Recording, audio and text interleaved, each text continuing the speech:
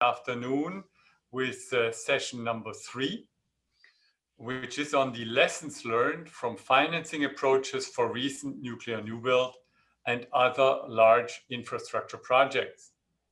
This session will explore lessons learned from recent nuclear new build projects, as well as other large infrastructure projects relating to the financing frameworks that were employed in each case.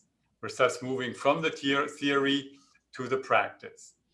Of particular interest will be the discussion of the outcomes in terms of cost of capital, the allocation of risks, the experience of different stakeholders, and the overall success of the projects.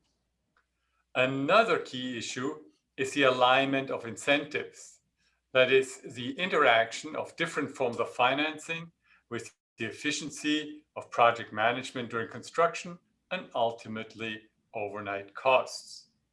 We have 4 well-known, very competent speakers.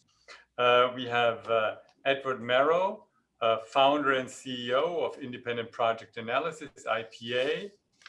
We have Lori Piecari, who is Senior Vice President of TVO.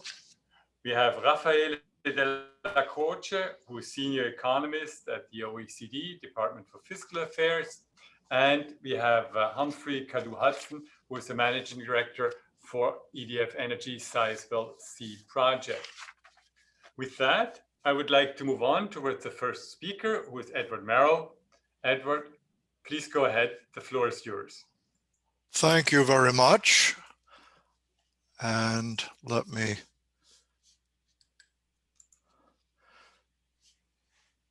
project my screen here and swap. Can everyone see the screen clearly? Yes. All right, the critical question for new build nuclear power plants is, why in the world would any rational person want to finance one?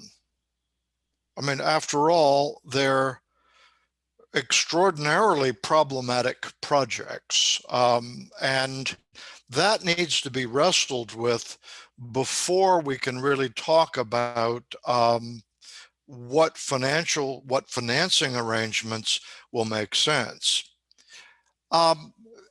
Nuclear power plants have the deep problem that their execution times are very long. And because the execution times are very long, favorable financing is enormously important to the economics of nuclear power. Shorter projects don't carry nearly as much interest during construction, and therefore don't have nearly the financing problems. Otherwise, they're problematic projects.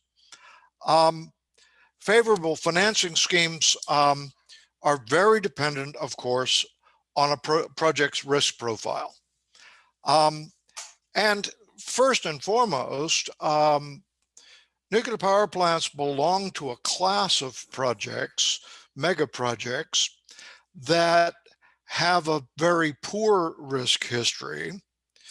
And of all the mega projects that we've looked at, the risk history of nuclear power plants is really the worst. So the question then becomes, first, why are they so risky? So what are the fundamentals of the risk? And second, is it necessary? Which is, are the risks controllable, or are they not? So what you believe, what you understand around that really is a critical issue. There are some in academia, for example, whose position it is that large mega projects suffer from the optimism bias, so that the estimates are always too low. So a la Kahneman and Tversky, or that they are systematically subject to what is politely called strategic misrepresentation, or a polite term for lying. If that's true, then there's little or nothing that can be done to reduce the risk. The good thing is, I think as I'll discuss in just a few minutes, I don't think that's true. And the data don't actually support that that is the underlying problem. Let's look at the history for a moment.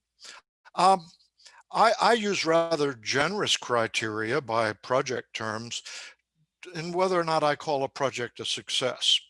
I basically say it needs to have a real cost growth less than 25%.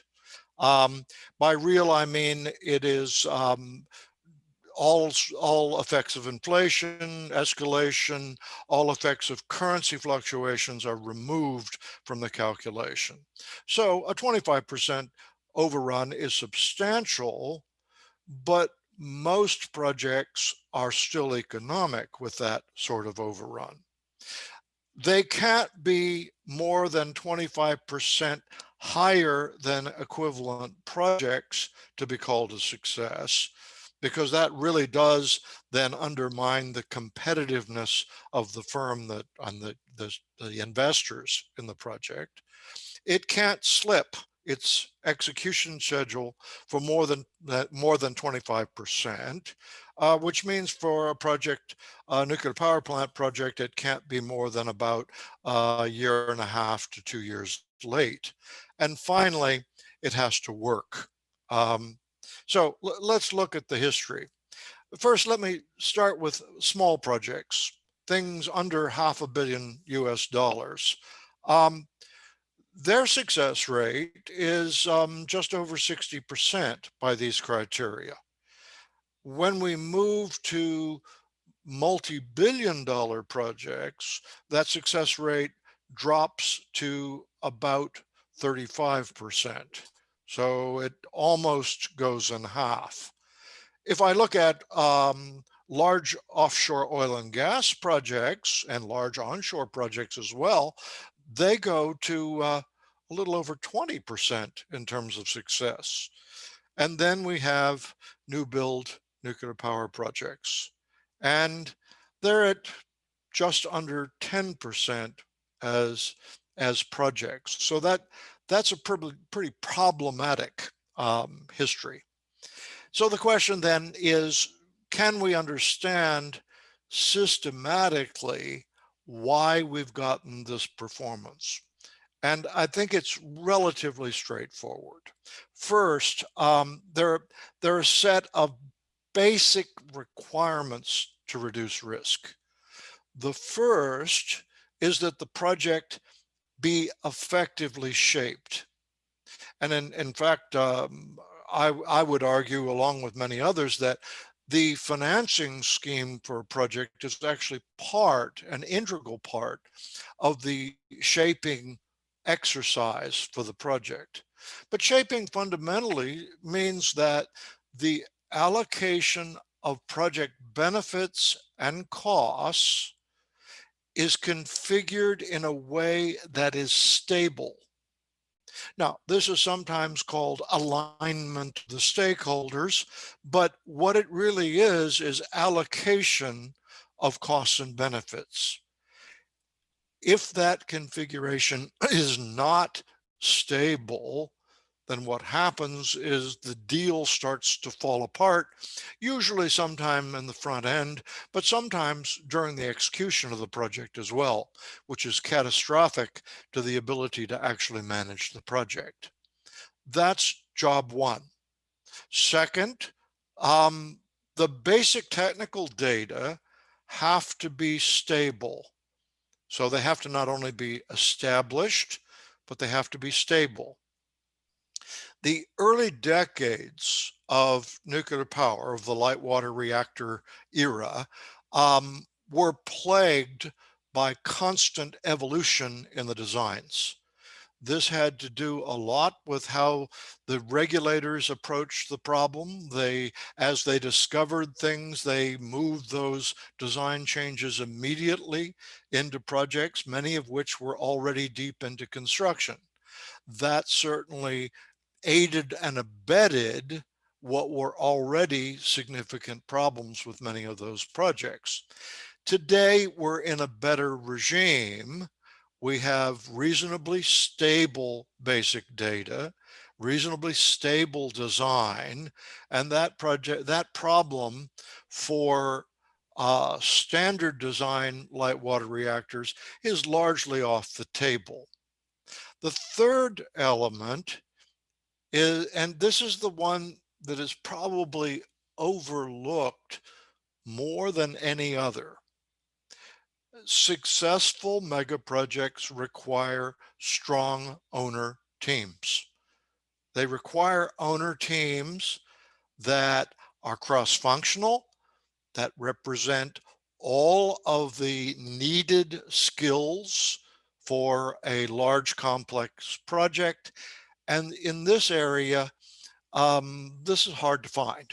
And the reason that it's hard to find is that most of the companies that have sponsored new build nuclear power stations have not been first-rate projects organizations. They've not been able to actually staff the projects adequately. They haven't been able to establish supply chains for their projects adequately. And what they've done is largely turned the work over to their contractors to do. And the problem is contractors cannot do owner work. Contractors simply don't have that capability, and it's unreasonable for owners to expect them to. So weak ownership has been a constant problem. When we look at nuclear power plants that have been built in the United States, only a couple of utilities stand out as having had successful projects. They were the utilities with very strong owner project organizations. They were able to keep control of the risk. And finally, if you're going to have a successful project of any sort, but especially a successful mega project, you've got to do the front end work appropriately. And that means that you have to account for the details of the site. You have to understand the context of the project thoroughly. You have to bring the design to a point where it can be executed from day one of execution. And finally, you have to do an extraordinary level of project execution planning. Nuclear power stations are very complex bits of kit. They are really complex projects. They are, unfortunately, difficult to construct. They require very large numbers of people. They require enormous amount of material and equipment, and therefore a sound supply chain. And the planning for nuclear power new station build has to be better than it is for almost any other type of mega project. In general, this is the area where when it comes to actual project preparation, where we tend to fall down. Even if we get the design developed and perfected, we don't do the execution planning, and the execution planning in turn results in the project overrunning and slipping its schedule. Now, if I do all four of these things, then for mega projects generally, my success rate goes from about 35% to over 80%. So that says that these really are the items that drive the riskiness of the project. And I see absolutely no reason to believe that the same pattern doesn't hold exactly for new build nuclear power plants. Those roughly 9% of projects that were successful had all 4 of these items, these big risk items, under full control. That resulted in successful projects. So the good news and the bad news. The bad news is we're doing this to ourselves. The good news is we're doing this to ourselves, because that means we can stop it. So thank you very much.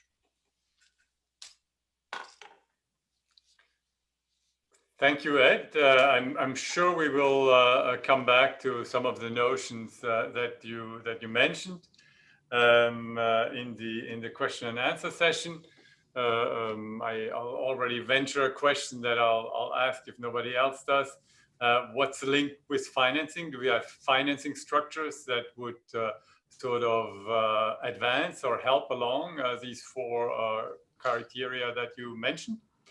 But at this point, we will move on to Laurie Kickery, Senior Vice President of TVO, who will give us some insights into the large mega project that TVO, as the owner, is overseeing, and we'll see whether they indeed satisfied all of Admiral's criteria.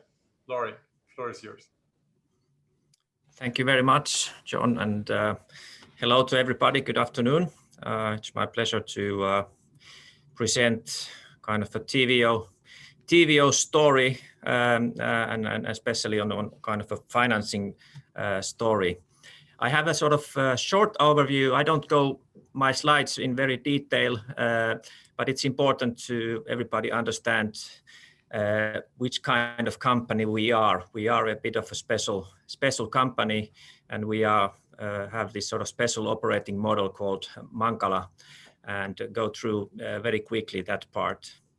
Then a little bit discuss about in general, the credit investor perspective, how we see it, about how we have experienced it, and then a little bit about the pros and cons in our case, and what we have learned in terms of financing. Mm-hmm. Okay, quickly the summary. I mean, TVO is a unlisted public limited liability company, and we are only delivering power to our shareholders at cost. So we are not market participant in the open power market. We are currently producing about 17% of the Finnish market, and once Olkiluoto 3 is online, our share will be about 30%. We have 2 operating units, Olkiluoto 1 and 2. They have been operating about 40 years, and we have currently licenses until 2038. And Olkiluoto 3, as I'm sure you well know, the history of that, I mean, it's Areva Siemens consortium building on a turnkey basis, and we are now pretty close to the fuel loading. And then we have very important subsidiary Posiva, who is responsible for the final disposal of spent fuel. We are owned by other utility companies, and some of the companies are operating the same way as we do, so passing the cost to their shareholders. And if you look at the kind of the underlying shareholders, some 47% are industrial companies, municipalities 27%, and then state-owned utility Fortum is 10%. And briefly the model, so we are delivering all our power to our shareholders, and then shareholders, depending on what they do with the power, they may sell power to the market or deliver to their shareholders, or then use for their own operations. And we don't pay any dividend to our shareholders. The dividend comes in the form of cheap electricity. But otherwise, we are a normal limited liability company ourselves through equity issuance and funding from the financing markets. And we have currently sort of about 60 underlying off-takers of our power. little more detailed in the operating model. So each shareholder is responsible to pay full cost of power, and against paying the cost, they get all the power. And they are severally liable for the costs, so they are not liable if there's any other shareholder failing. And all this is said in the Article of Association of TVO. So we don't have any specific offtake agreements. So offtake comes in the form of when you have the shares. But we are a limited liability company, and shareholders do not have any personal liability of TVO's debt. But there are certain protection clauses. For example, if one shareholder is not able to make the payment, then we will stop delivering power, and we have right to sell the power to either to other shareholders or to third parties. That has never happened. Okay, if we move on kind of a credit investor perspective, how we see it or how we have experienced how the credit decision is made in our case. So first, of course, you have a business case. I mean, you have to have a competitive business in the long run. That's quite obvious, which is for all cases, I think. Then, of course, nuclear specific issues on the risk side is, of course, the operating environment, what is the political situation, regulatory situation, public opinion in the country, etc. Then, of course, in a nuclear power plant, the safety culture, what is the history, what is your operating experience, can outside world rely on your experience. Then nuclear waste is, of course, a hugely important issue everywhere. And then, of course, the actual project risks. How, of course, we are basically discussing very much about the project risks, but if you then look at the actual financing parties of financiers, I mean, project risk is only one part of the equation. Of course, it's a very important part, but then the liquidity risk is, of course, very important. And then if you look at shareholders, you always need to have a source.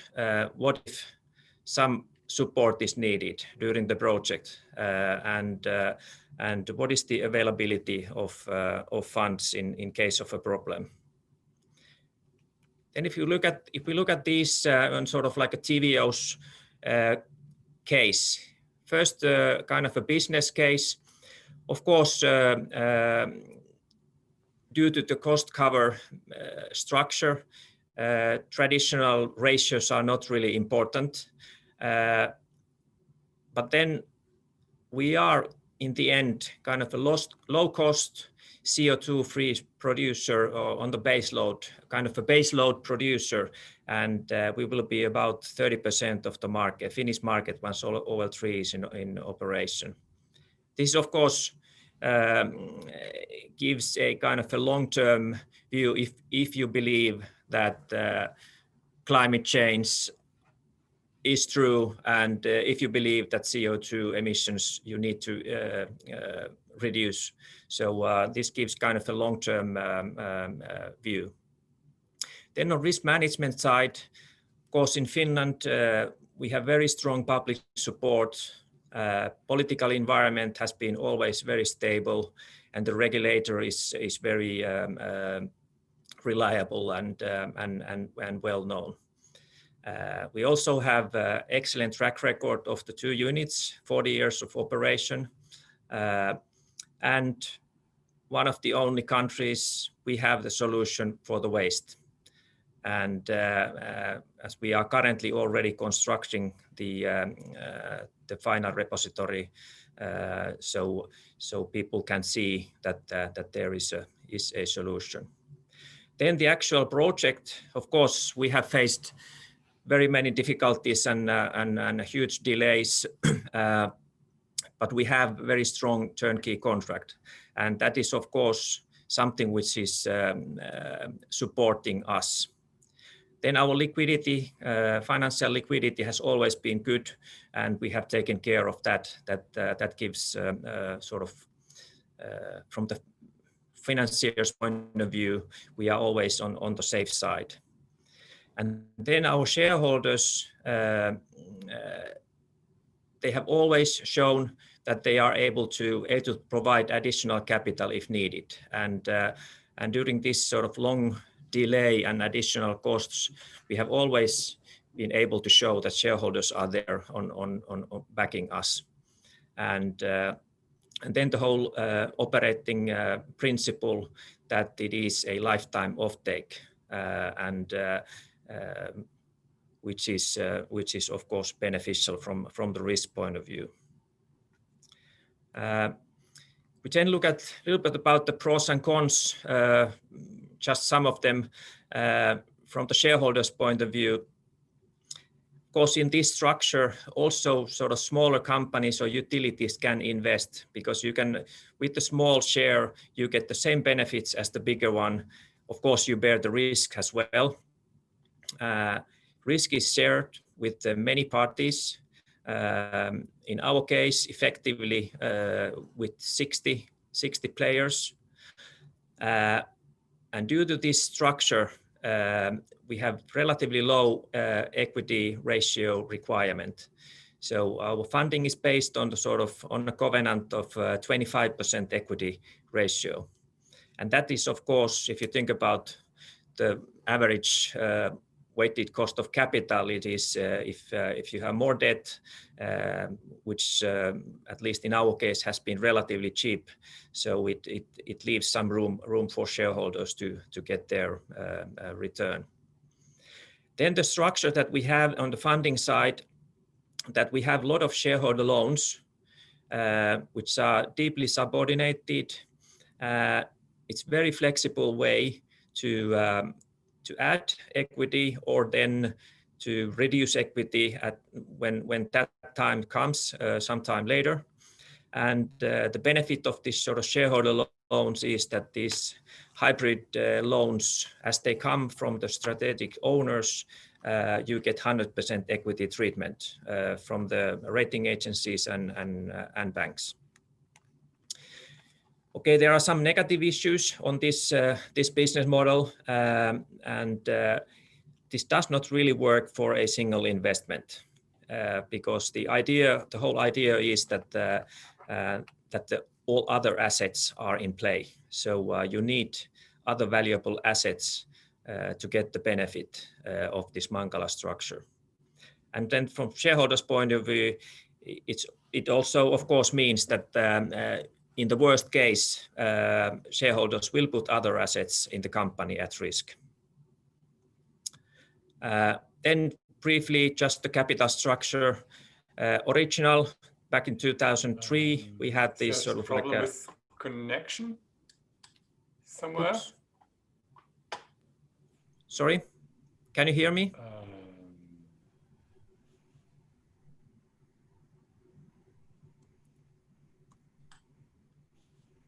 On my side, it's okay. Can you hear me still? Yes. Okay. Okay, now yes. Okay. So briefly, the capital structure in the beginning, back in 2003, we had sort of 20% equity, 5% hybrid, and then 75% debt. And currently, it has changed so that we have increased hybrid equity because of this additional costs that have arisen during the time, but we haven't touched the actual equity. Then if you look at the debt side of it, original debt funding need was about 2.5 billion euros.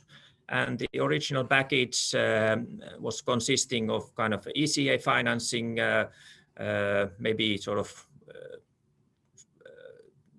25% or so, and then banks and other financial institutions. And today, how we look at it, currently about 4.5 billion, meaning that there has been additional costs about 2 billion for TVO during these long delays. And the structure, how it looks today, is that ECAs have gone down very much, so it's very marginal already. But majority is coming from the capital markets through bond issuance, either in the public or private format. Then, of course, we have some bank financing as well. And what we can see kind of from the financing point of view, of course, in our case, when we are nuclear operator, not the constructor, the turnkey supply contract is extremely important, and it's the key for the success in our case, because the debt financiers, they are not able to take the completion risk, and that is of course very clear and understandable. And in our case, we were thinking about project finance in the beginning, but it became very quickly clear that it's not at all possible. So funding on balance sheet was very important. There, of course, our other assets, in our case, Olkiluoto 1 and 2 operation, they are supporting the credit profile. And then also it means that the banks, who are a big source of funding through in the construction phase, so we had able to offer other business potential for banks, like bonds and derivatives, etc. We've had very large liquidity buffers, also from banks and shareholders, and the documentation has been flexible. And big bank group, I mean, there's always some bank who will go out and they change strategy and so on. So it's good to have a big bank group, and then transparent communication always. You need to have a reliable credit story that you can communicate and keep informed the banks, debt holders, shareholders. So this is kind of the message that I wanted to give in short, that and this is specifically now from the financing point of view and from TVOs what we have experienced. Laurie, thank you very much. This gives a good overview of the financing story of the Olkiluoto project by TVO.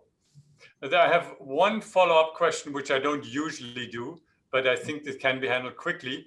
You said in order to make your financing Mancala structure a success, you need other valuable assets. Other valuable assets, what would these assets be? Could you just give us in one sentence? Well, in our case, it is, of course, Olkiluoto 1 and 2 operating units, but it could be also other assets if the company had, but I mean we don't have other assets. So in our case that was let's say good enough package from the financier's point of view. Okay, I understand. Thank you very much for this. We will move on to Raffaele Della Croce, Senior Economist at OECD, Department of Fiscal Affairs, who will broaden a little bit the horizon, who will talk to us about infrastructure financing in a slightly larger setting, and then we'll come back to the special issues relating to nuclear at the very end. Raffaele, please go ahead.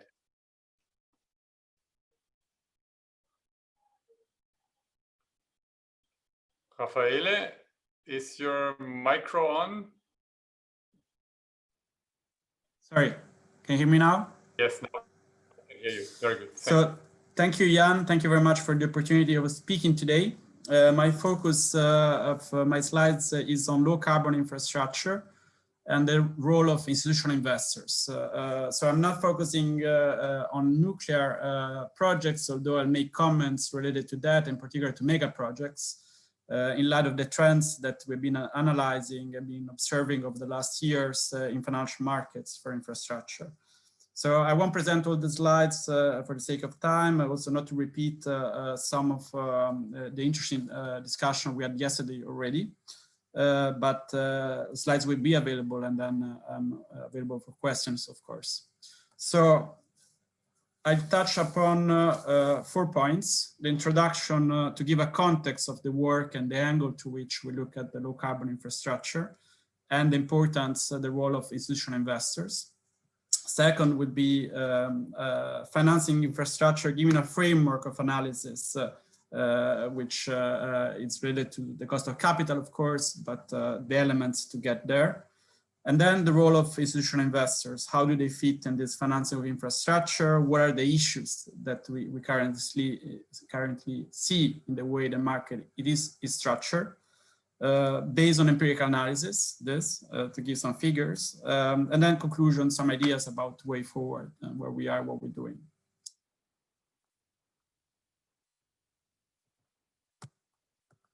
So the context in which we are working is the context of the G20 and the resilient situation, of course, and the need for sustainable infrastructure. This includes low carbon infrastructure, of course, and the focus here is on private sector investment, although not necessarily the best solution always, of course. Especially given the current macroeconomic conditions. But the interest here is in particular to attract long-term capital, patient capital, able to lower the cost of capital for long-term investments such as infrastructure. In this discussion about investor trends, of course, ESG is playing a big role, and we've been analyzing and working recently on this. I won't necessarily delve into ESG, but of course, this is a big topic.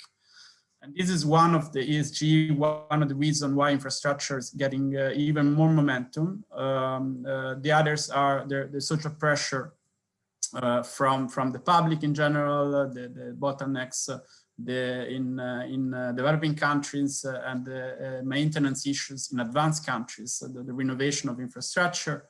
And from an investor perspective, there is the need for pension funds to find a stable and predictable cash flows to match their liabilities in a context of aging. Here again, there are pension market trends which were mentioned yesterday. The trends towards defined contributions, changing also the liquidity issues of investors, which has a direct impact on the kind of opportunities these investors are looking for. And I'll talk more about this. And infrastructure as an asset class, which is a new concept, has been there for the last 10, 15 years, coming from Australia. We start to have some figures about performance, the way it correlates against other asset classes. From an investor point of view, we get to the maturity, the important step of a maturity of actually comparing asset classes, the performance, having an investor to understand what are the options, which is exactly the investment decision that they have today. So here again, I skip those slides and I get to the financial framework. To say here, I'm saying a bit of the obvious and something which has already been said yesterday, but it's always important, I think, to reiterate. Given we see is an abundance of finance in the markets, but there are still bottlenecks and some sectors which are more difficult, and projects which are more difficult to finance, as nuclear, for example. And behind this is the profile of risks, of course, which is driving the cost and availability of financing. And the financial role, the financial market role, is to support infrastructure and optimize the financing, lowering the cost through a variety of investors and asset classes. And this work is developed on the taxonomy, which was first presented a few years ago to the G20, and similar work the IEA has also been doing. Of course, we make a difference between funding and financing. Funding is the taxpayer finally, or the user setting the bills. Financing is the optimizing of the structure on which I'm focusing today. Macro conditions is the low yield environments and the possibility of which are playing here in two ways in this discussion. One is the general macro conditions, so the possibility actually to finance public investment at very low rates. On the other hand, it's putting pressure on investors to find possibilities and opportunities, in particular our pension funds, which have a further impact on their liabilities. And so private sector financing here, which of course has to have a stream of revenues visible over the long term for infrastructure projects to be of appetite to investors. So here in a very synthetic way, if we look at the financing structure, which could cover, of course, the nuclear plants options as well, from public to private, and then on the private sector side, the financial structure between corporate and project finance. Noting here that corporate finance is the predominant way to finance infrastructure projects. Here, talking globally about infrastructure, but in particular looking at power investments. If you look at the IEA figures, 85% of our investment is on company balance sheet. So here the relevance of the stronger balance sheet, as was just mentioned in the Finnish case, and the discussion yesterday about the lack of OECD big players able to support such large capex. Recent trends in the financial structure in project finance. We've seen then project finance is not new, it's been in the energy sector for a long time, but more recently, also the appetite from investor. On the other hand, we saw new structures coming to the market to try to get alternative source of finance. This is due to the utilities crisis as well, and new forms of new PPAs, for example, new forms of corporate involvement, and also issues from the bank perspective when you think about non-performing loans, for example, in certain OECD countries and beyond. The second is the delivery models. The second step in the private sector, sort of a schematic explanation of financial structure. And here there is a large spectrum of possibilities going from public to private, passing through PPPs, regulated and RAB, and the discussion we had yesterday. And here again on IEA figures, 95% of the power sector investment of projects is fully regulated revenues or long-term contractual mechanism. And the issue was raised here, and we see quite evident beyond the nuclear sector about how the competitive wholesale markets and the short-term price signals are not enough for delivering investment to capital-intensive sectors, such as the nuclear plants, nuclear sector, for example. And the financing phase, which gets from greenfield to brownfield, and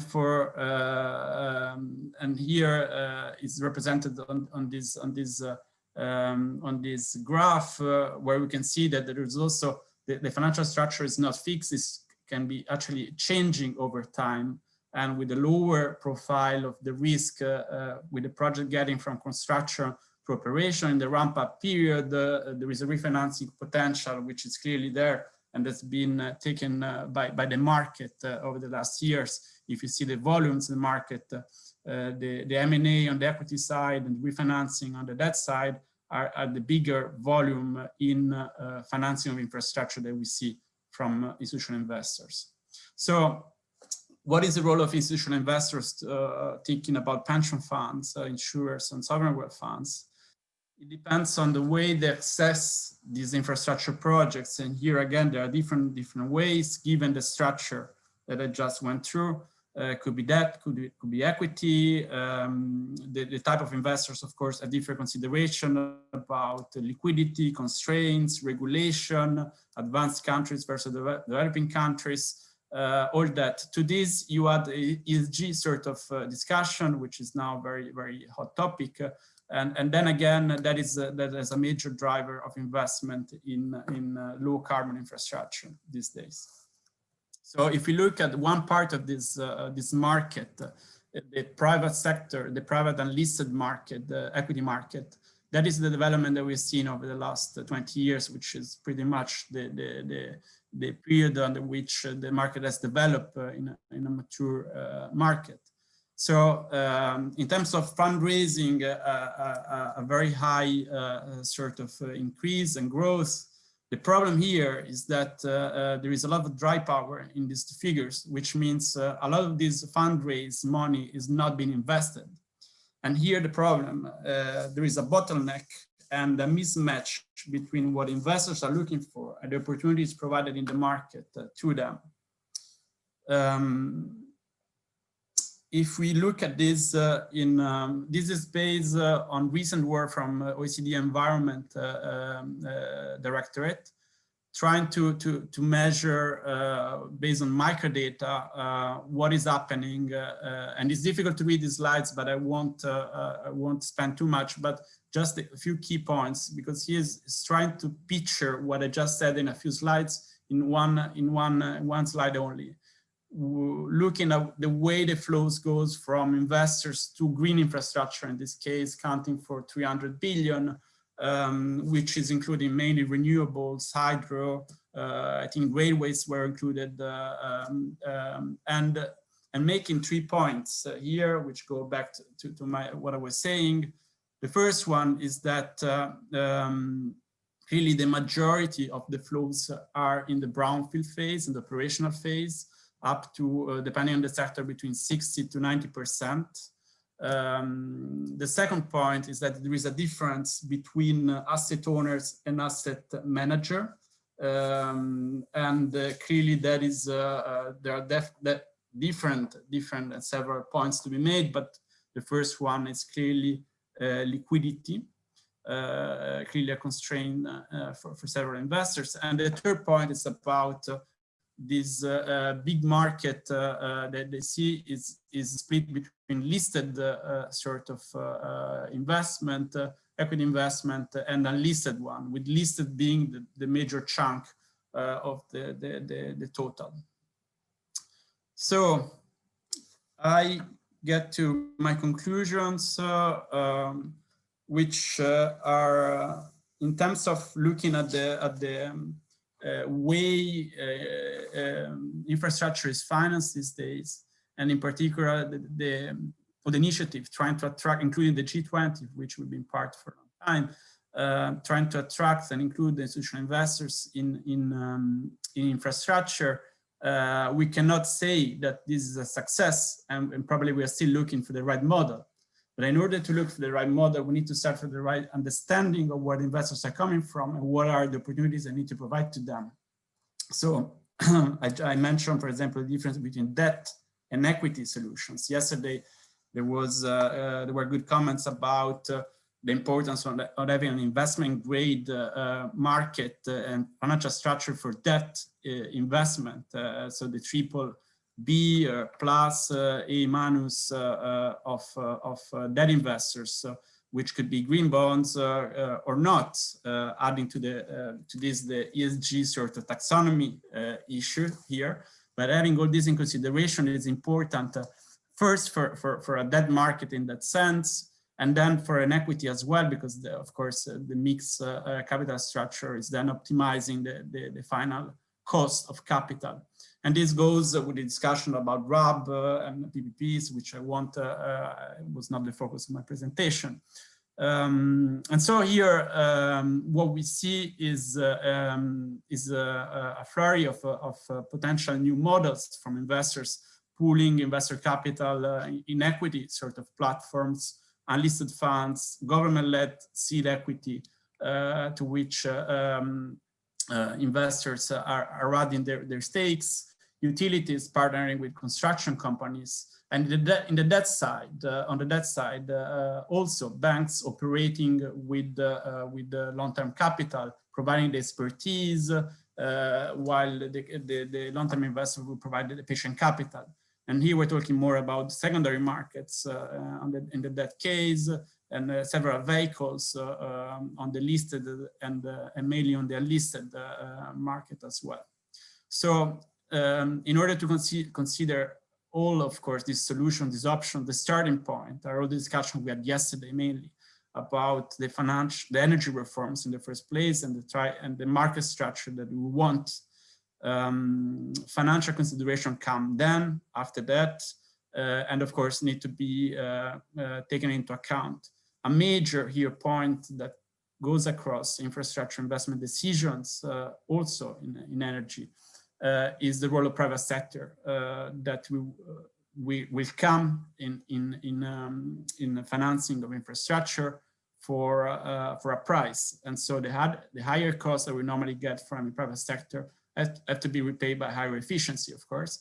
And given the current climate of general not acceptance of private sector and infrastructure, that is a major consideration for our solutions and the option we're discussing today.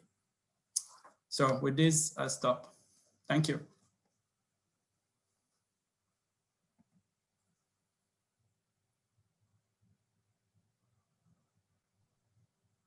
Jana, we cannot hear. I think this time you are.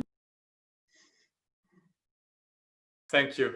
Thank you very much, Raffaele. Very interesting point, considering that continuing mismatch between the projects on offer and the expectations of investors, and the need for a secondary market for low carbon infrastructure. And to some extent, that sort of ties it a little bit together, that we do need things such as RAB, because we do not have an appropriate market, a secondary market for low carbon infrastructure, or not yet. But that's something perhaps to be fleshed out in the further course of this project. But thank you very much for your presentation.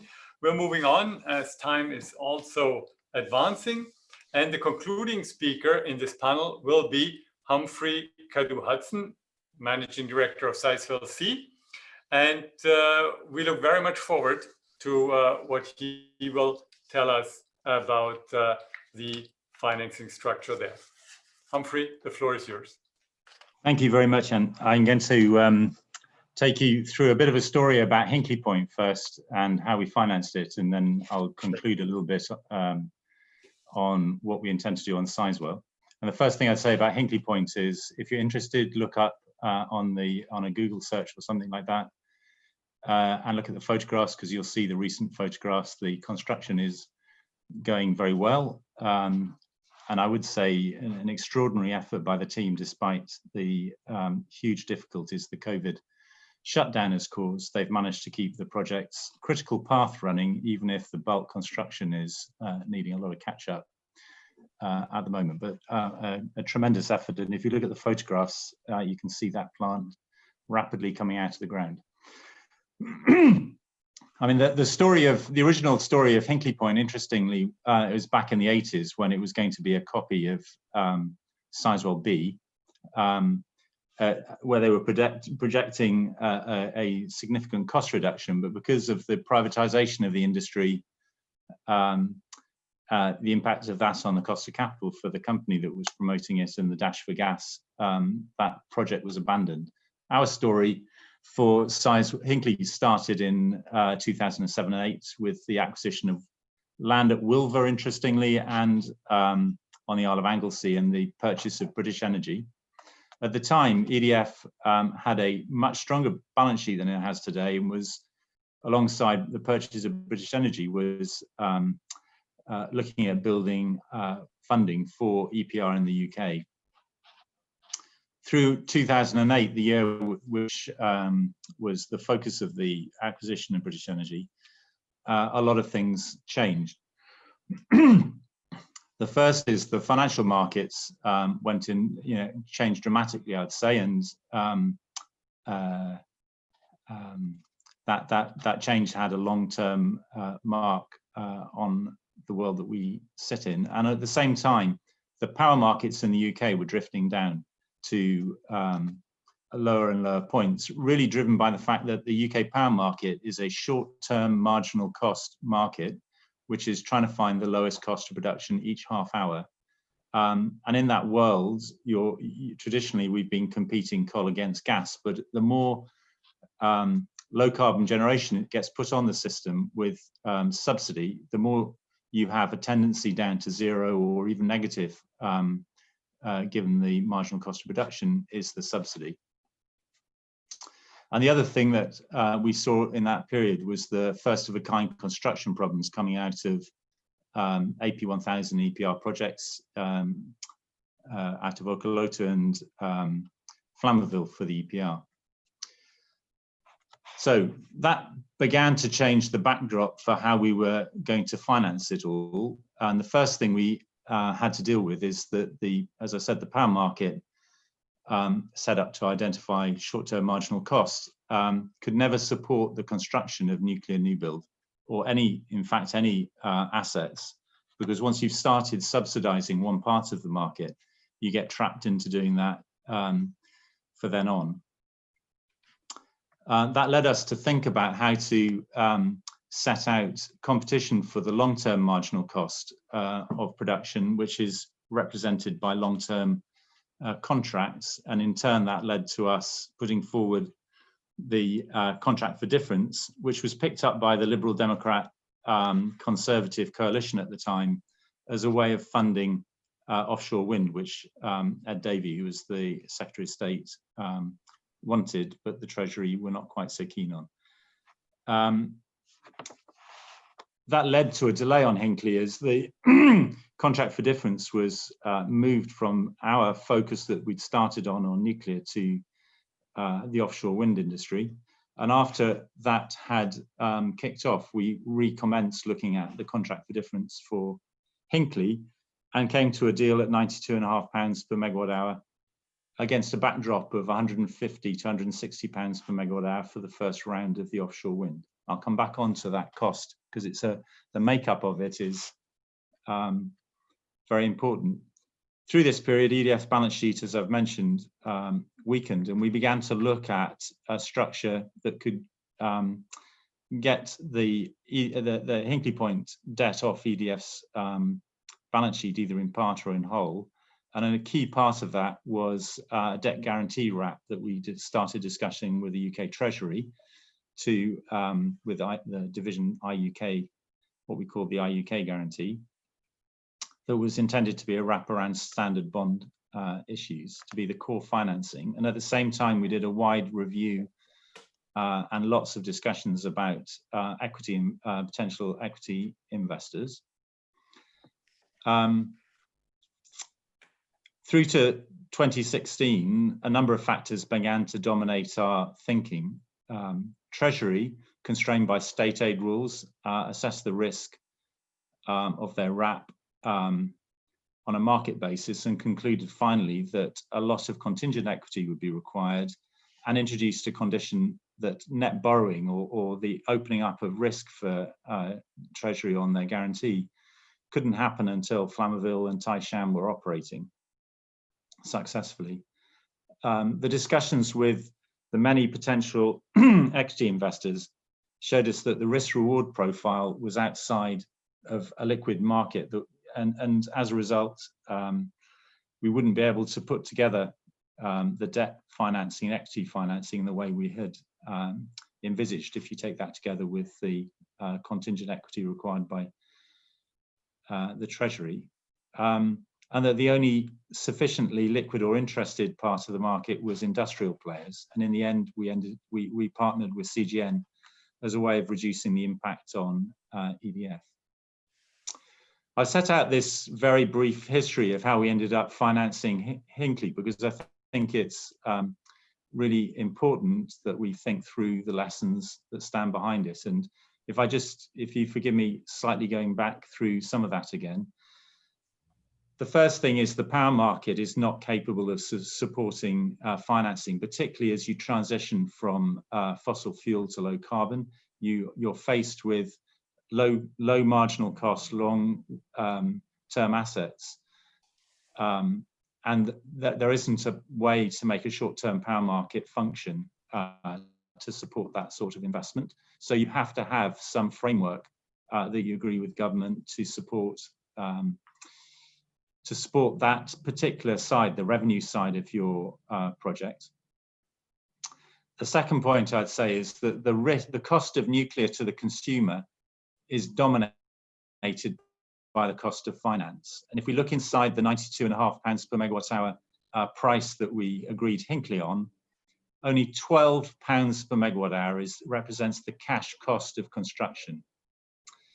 £25 roughly is the cost of operation of decommissioning and of waste disposal of the fuel.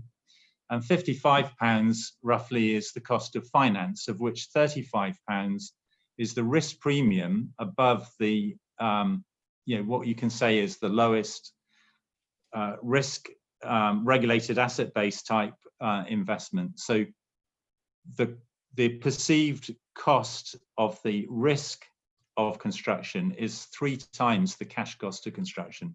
What that tells you is that we need to focus really, really hard on the risk in order to make a nuclear project or any large project viable. And the other bit is that on the liquidity of finance, if you imagined a graph that set out the return and risk from a risk-free origin through to a higher risk project like an oil and gas offshore project, you'll find that it's not a straight line. There is a liquidity benefit around the regulatory asset base level, which means that if you can get into that place, the consumer is benefited. And this is one of the very, very important things to think through, which is that you need to make sure that you create and construct an investment which hits a place of strong liquidity. Otherwise, you'll be paying a premium for risk that's unnecessary. And you need to think about the allocation of risk to achieve that place. And the last point, and it's really picking up on the great work that Ed has shown, and I'm really grateful for the ability to talk with him and talk with his people and read his books to see the importance of having empirical studies on what causes risk and problems in projects generally, and nuclear projects in particular. The first thing I'd say about that is a first of a kind risk in nuclear is very challenging. And in fact, nuclear is not actually isolated in this. If you look at first of a kind problems on building warships, aeroplanes, as we've seen recently from Boeing, and in fact in the car industry, producing a new model on a new platform is a very expensive task for a manufacturer. They're going to benefit obviously from mass production, but that first effort to go and build and create a coalition of your supply chain, complete design for a new thing is, and with particularly nuclear, with feedback loops on design and supply chain and construction method. And the other bit, and it's linked to what Ed has set out as being the problems, is that the political and financial pressures to push a mega project into construction earlier than it really needs to are very strong. And you need to have I believe, a strong framework to help fix that particular problem. So as we've developed Sizewell, if I can describe how all of this is impacting on Sizewell, the first thing I can say is that Sizewell is an exact copy of Hinkley. At least it is as far as I can humanly possibly make it. So there are aspects which we can't avoid, which is that the ground conditions are different, but we've worked through that. We now have a foundation design which will allow us to copy the equipment and the civil structure, including the positioning of reinforcement bar and embedment plates and everything above ground. Below ground, we're going to have to make some changes to the foundations. It also means that we need to use the same supply chain, because if we change elements of the supply chain, that will feed back into the design as different equipment, and we're back going through that again. We've developed 14 criteria to hit on the head the points that Ed Merrow's pointed out in terms of the front-end loading of the design. And I'm sorry, Ed, or maybe not, it's a great compliment. I hope we've used a lot of your work in formulating those 14, but also done a very wide look at other mega projects, including our own. The 14 criteria are intended to cover all aspects of setting up the project, so that, and we'll mark each one out of 10 and have to have set a criteria by which we have to meet on each one an adequate standard before we can start construction. I take the really important point is not actually when do you get the financing, it's when do you start real construction work on site, because once you've started construction, you've got a beast that you can't manage unless you've got it tamed before you start. So there's a very important part of what we have been doing. The objective of these two steps is to reduce the risk of construction as much as possible. And the aim is to create, out of the back of that, a financing vehicle where we can gain, in effect, a BBB plus single A minus debt rating, reduce the risk of construction as much as possible. But to achieve that, we have to create a support package around it. And what we can look at is that the normal risk profile for a regulated asset, which is the territory we would like to get into, is reduced because regulated businesses generally can get the cost of schedule overrun and cost overrun into their regulated asset base, and they can also get income during construction. This is true for in the UK for the water and network businesses, National Grid. But I think for a single project, and one as high profile as a nuclear project, it's important for us to look inside the allocation of risk on a line-by-line basis and understand how the allocation between the supply chain, equity, customers, and taxpayer happens. We need to move off the allocation of risk, which is the traditional philosophy in the UK government. So you allocate risk to the party best able to manage that risk. What's been evident in recent history is that, and looking at the PFI and other problems that we've had in the UK, is that oftentimes allocates to too much risk to parties that are unable to actually manage that risk. So suppliers have limited balance sheets compared to the cost of delay of a nuclear power plant. So allocating all of the risk to a party can end up being really counterproductive. What we need to do is to think about the word incentive. We need to preserve incentives to do the right thing, to make sure that all parties to a project are tied together to the common good, which is to deliver the project on time and on budget and safely. So that's the place that we're in at the moment. We have a clear strategy of risk reduction. I think without that, the project is not viable. And it goes to the heart of the difficulty of nuclear, is I think the projects have not set up strict enough criteria before they start on what is an adequate risk level to reach before you allow construction to go ahead. We need to look very hard at the incentive mechanisms, and through that we hope we can create an investable structure that is very strong analogy of a regulated asset base, as is commonly seen in other industries. Clearly, there's a need to make that work with the power market, and that again is a challenge to make sure that the revenue streams and the mechanisms are consistent with an operating power market, because despite everything, we need to make sure that dispatch on a half-hourly level is understood and managed. Thank you. Okay. Thank you very much for this fascinating overview. We'll be watching closely with great interest how you're advancing. Good thing that you can transfer much of the HPC experience towards Sizewell 3. With that, thank you again to the 4 panelists, and we will move on to the question and answer session. And Michelle will guide us through that one. At the same time, I would like to encourage the panelists, if they see a question which they can sort of answer, which is directly addressed to them, there are some of them I looked at that, and which they think they can answer right away, please go ahead, and then we're done with that one.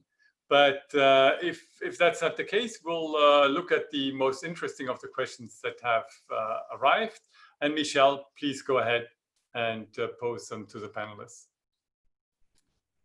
Thank you, Jan. So we have a number of questions, so I'm trying to organize them in a structured way. I'll start with some of the questions for Ed regarding his presentation, but I'm sure others can comment on it. I will try to group them together. I think there's one question that come back a few times, which is everything you said, which is sort of tied into a discussion regarding large nuclear power plants. to which extent, if today or tomorrow we build a small modular reactors, is it going to still apply, or are we going to enter a new territory with very different risk profiles? That's the first question. And then the next question is to know to which extent the point you made about the role of the owners team, is it mostly an organizational problem, more of an individual problem, or maybe also an issue with expertise? How do you weigh in these different factors? And alongside that, to which extent deferring to contractors, trying to shift the risk to the contractors and the contractors to the contractors and so on, is it also part of this issue with the project team? So two different set of questions. First to Ed, but I encourage all the other panelists to answer them as well if they can. Michelle, I suspect there are actually 5 or 6 questions in there, but I will let me try to address them. Of course, going to SMRs, and there are lots of other possible configurations, has potentially a very large effect on the risk profile of the projects. In particular, it enables things to be manufactured rather than stick-built, although a good deal of nuclear kit is really manufactured anyway. But more importantly, potentially, the projects can be much shorter. That has a big effect on financing risk, etc. But here's the rub. Here's the problem.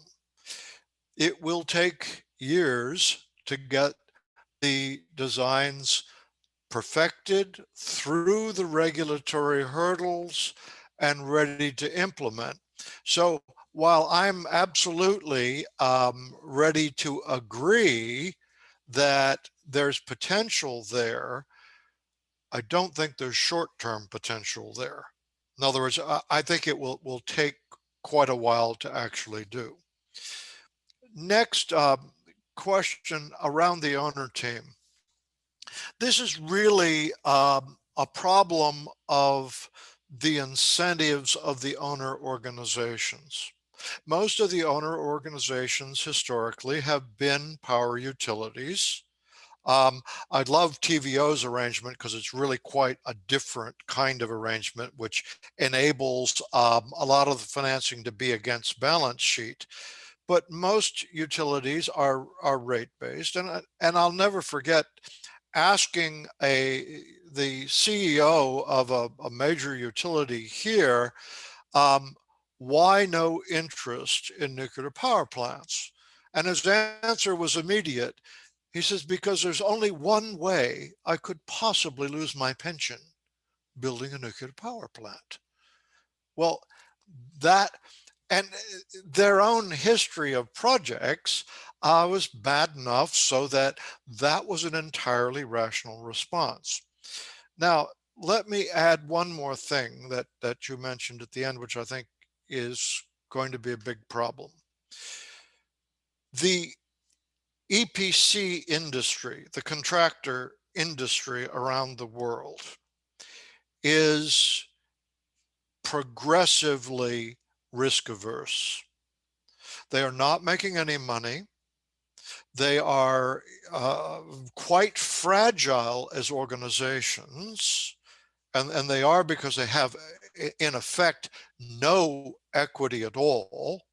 They are entirely, selling hours and marking up, and they're transactionally based. They will not be in the market to take multi-billion-dollar euro risks. Believe me, that's not going to happen. So what we've been able to do historically is shift a lot of that risk to them, but that simply is not going to work going forward. So that's a problem that in terms of financing, and that's because as Laurie said, no lender wants to take completion risk. They want that taken by the contractors, and bankers don't know very much about projects. I describe them as the bankers generally, as a group, know less about the ins and outs of capital projects than any other group on the planet except lawyers.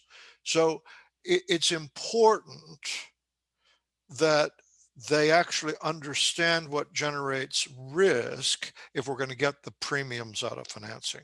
We really have to do that. Okay. Excellent. Thank you. Anyone want to jump in on what Ed said?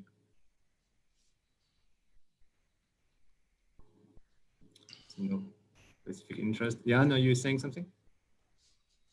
Let's move on. I think we have a lot of Yeah, we had quite a lot of questions. I will then turn on to Rory. I think everybody is always interested to hear about the Mancala model. And one of the questions that I think I've heard quite a few times in the past is why is the Mancala not used more in other countries? Are you looking to develop more the Mancala in the case of TVO?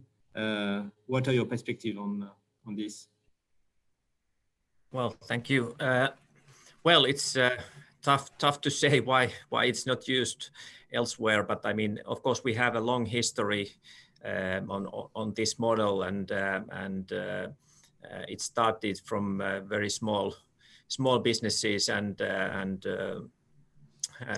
really the first, when TVO was set up, then that was the first really big one, and we have to remember that in the beginning, when we were constructing Olkiluoto 1 and 2, then we also had government guarantees at that time.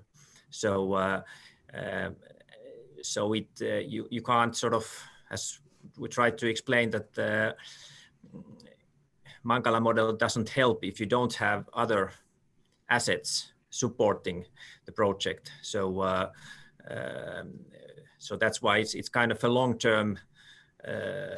If you start from the scratch as a greenfield nuclear power plant, then Mancala model doesn't really help, because you need some other. You don't have any security for the financiers in the company. So maybe that is the reason that it would take much more time to create such a sort of environment. One follow-up questions, because I see the questions and there's a lot of interest in that.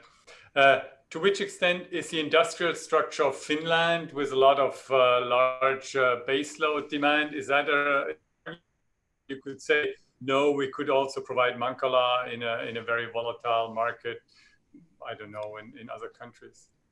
Well, I mean, I don't think so. It's so dependent on the market itself. But of course, this sort of heavy industry needs create the need for baseload, and that is why we have such so much nuclear. Why Finnish industry, or why Finnish people are in favor of nuclear, that they need that they understand that the need of baseload is quite high, and so. Although we are very much supporting renewables and we will be totally CO2 free, but everybody understands that you need baseload. Thank you very much. Thank you. I'm trying to pick from all the different questions. I have questions for Raffaele. Just think is more for clarification one, which is what are secondary markets, you refer to them, and to what extent this market can affect nuclear power financing. Thank you, Michel. So the secondary markets, we alluded to that when we were talking about the risk profile of typical infrastructure projects. When it gets into the operational phase, the project, you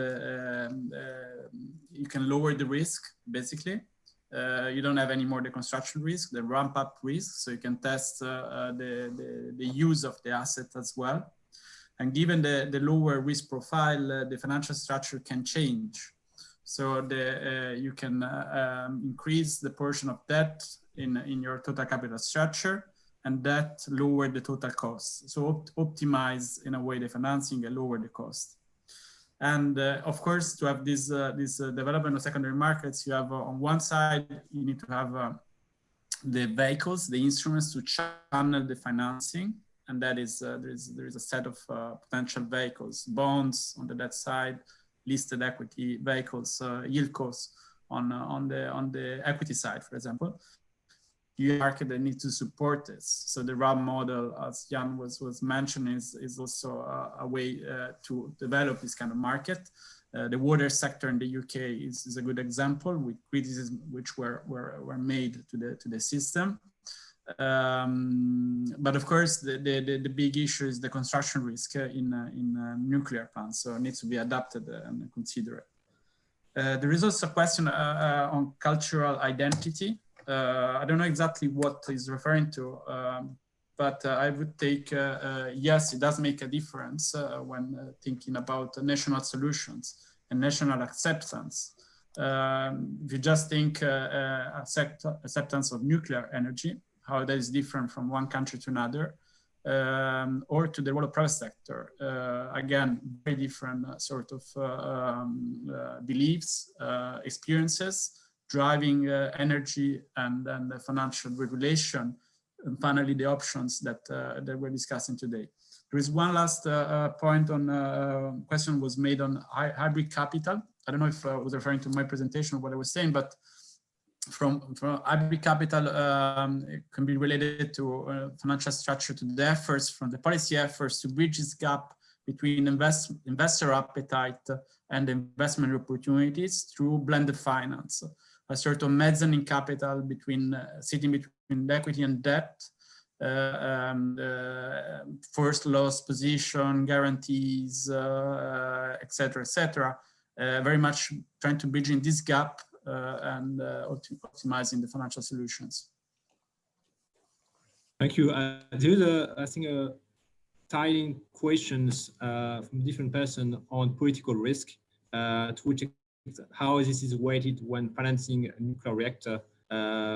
Maybe this is also a question for you, Raffaele. I'm sure you encounter political risk in many infrastructure projects. Can you tell us a bit more about that? I think the question was related to the SMR reactors, which I understand are much smaller sort of projects, but still quite sizable. So we're not talking maybe 20 billion, but still 2 billions or that kind of projects.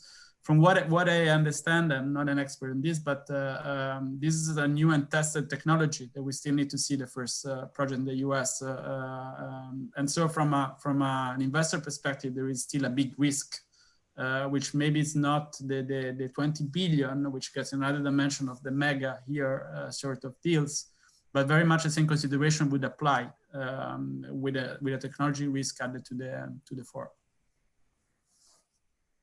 Okay, I think, I don't know whether you were looking at a different question. I was asking about political risks, more generally. Country risk. Well, yeah, you call them country risk.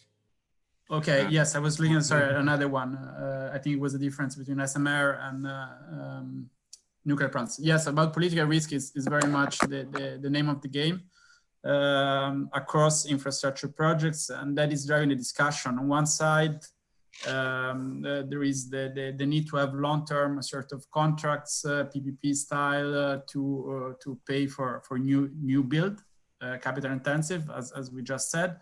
On the other hand, you see investors getting less and less eager to get long-term contracts because of the long-term risk attached to political risk in particular. This is not just about nuclear.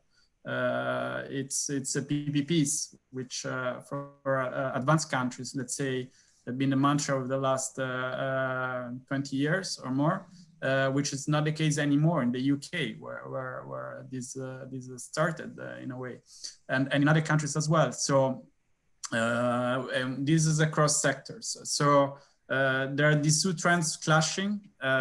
This other trend is looking towards disintermediation and atomization of contracts across the life cycle, having a more flexible approach, which gets also into considering the disruption coming from the new technology, of course, which is a major topic, which is not considered in a 30-year concessions, and it's very difficult to respond to. I think this is an opportunity for me to turn on to Humphrey. In fact, to reflect on what was said by John Parsons from MIT yesterday, when providing some perspective on the Hinkley Point C financing, and his point was that for him, the addressing political risk in the contract was as important as addressing market risks through the CFD. Would you agree with that view? Well, I mean, there are some political risks which are just nonsensical to invest into. So, given what has happened in Germany over nuclear, it's impossible to avoid asking the question, what if there's a change in political will over nuclear and there is a decision to shut nuclear down? Whose asset is it, and what's the consequence of that? So there are some aspects of political risk which I just think are a slam dunk. You have to address head on. I mean, the way I see these projects is, if you think of a contract as a bunch of words, that's not how I see it. I think you have to start off with a list of risks and allocate the risk to the party that's got some influence in it. And if you've got a political risk, it's actually under the management of the politicians, and they should take that risk. It would be really, stupid, if I can say, to go and take that risk on as an equity investor. It subdivides that down there. There are for nuclear, there are some quite specific risks to do with nuclear liability insurance, for instance, which is a much enhanced risk following claims by American seamen on a ship off Japan at the time of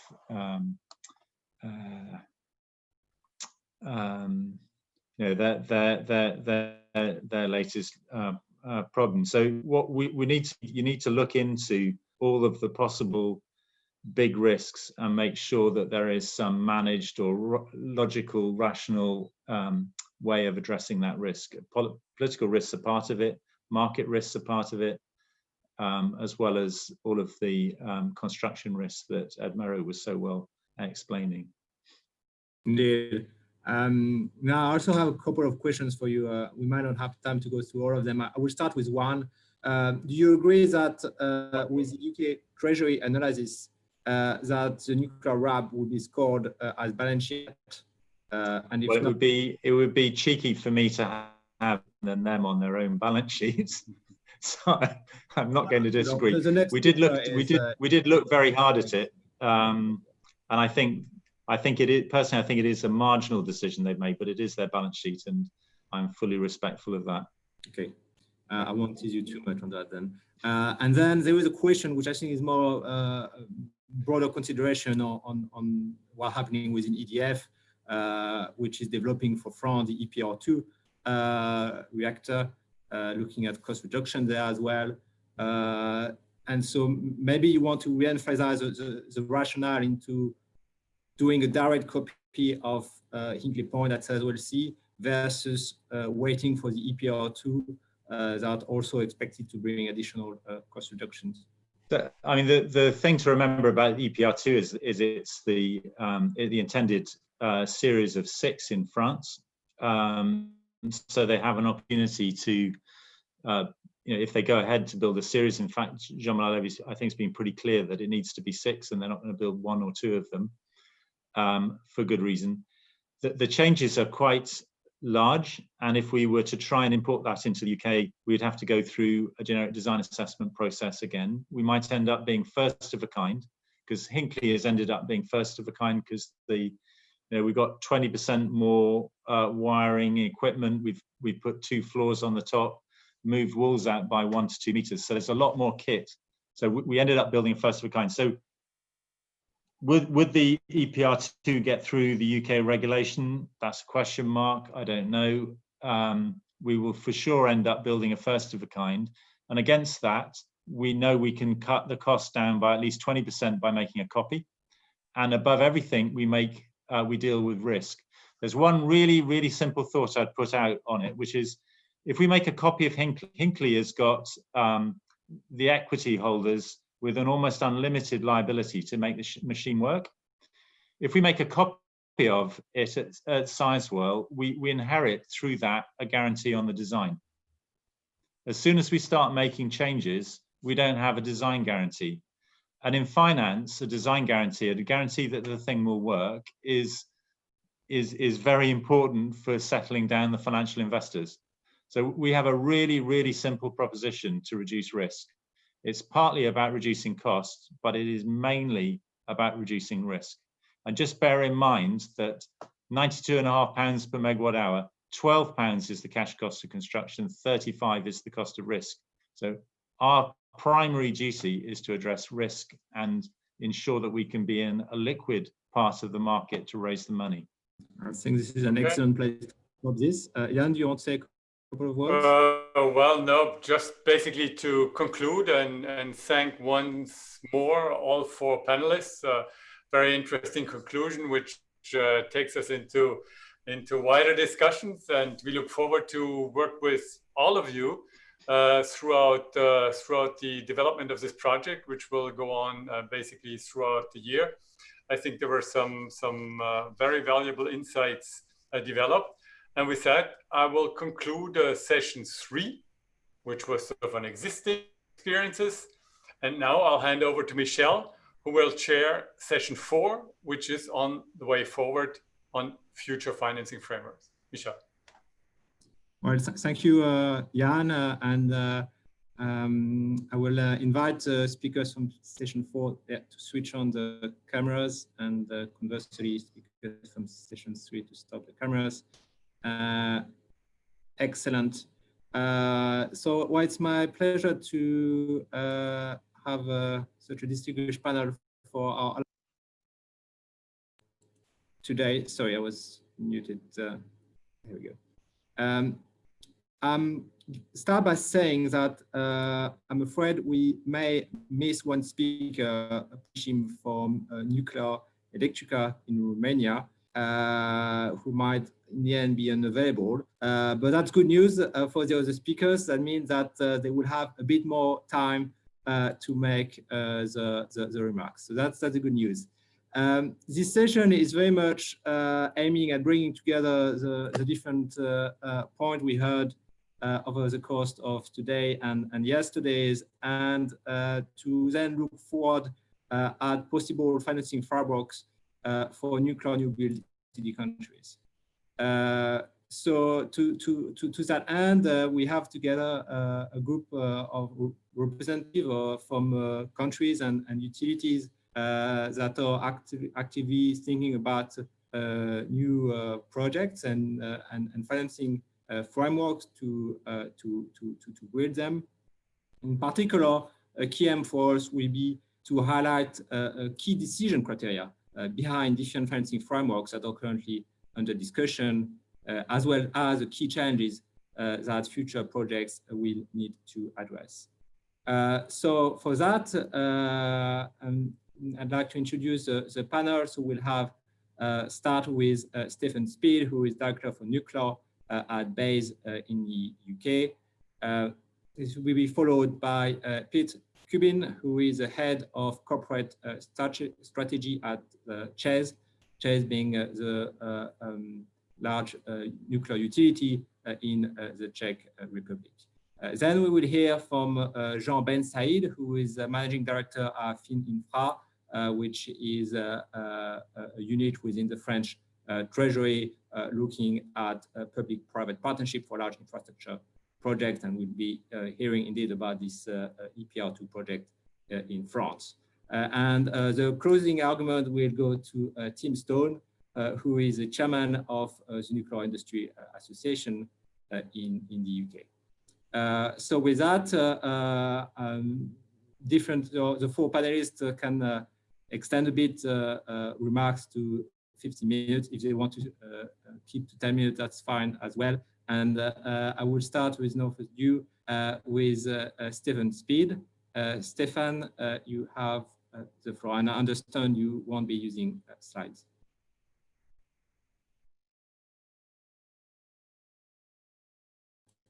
Sorry, I think you're mute.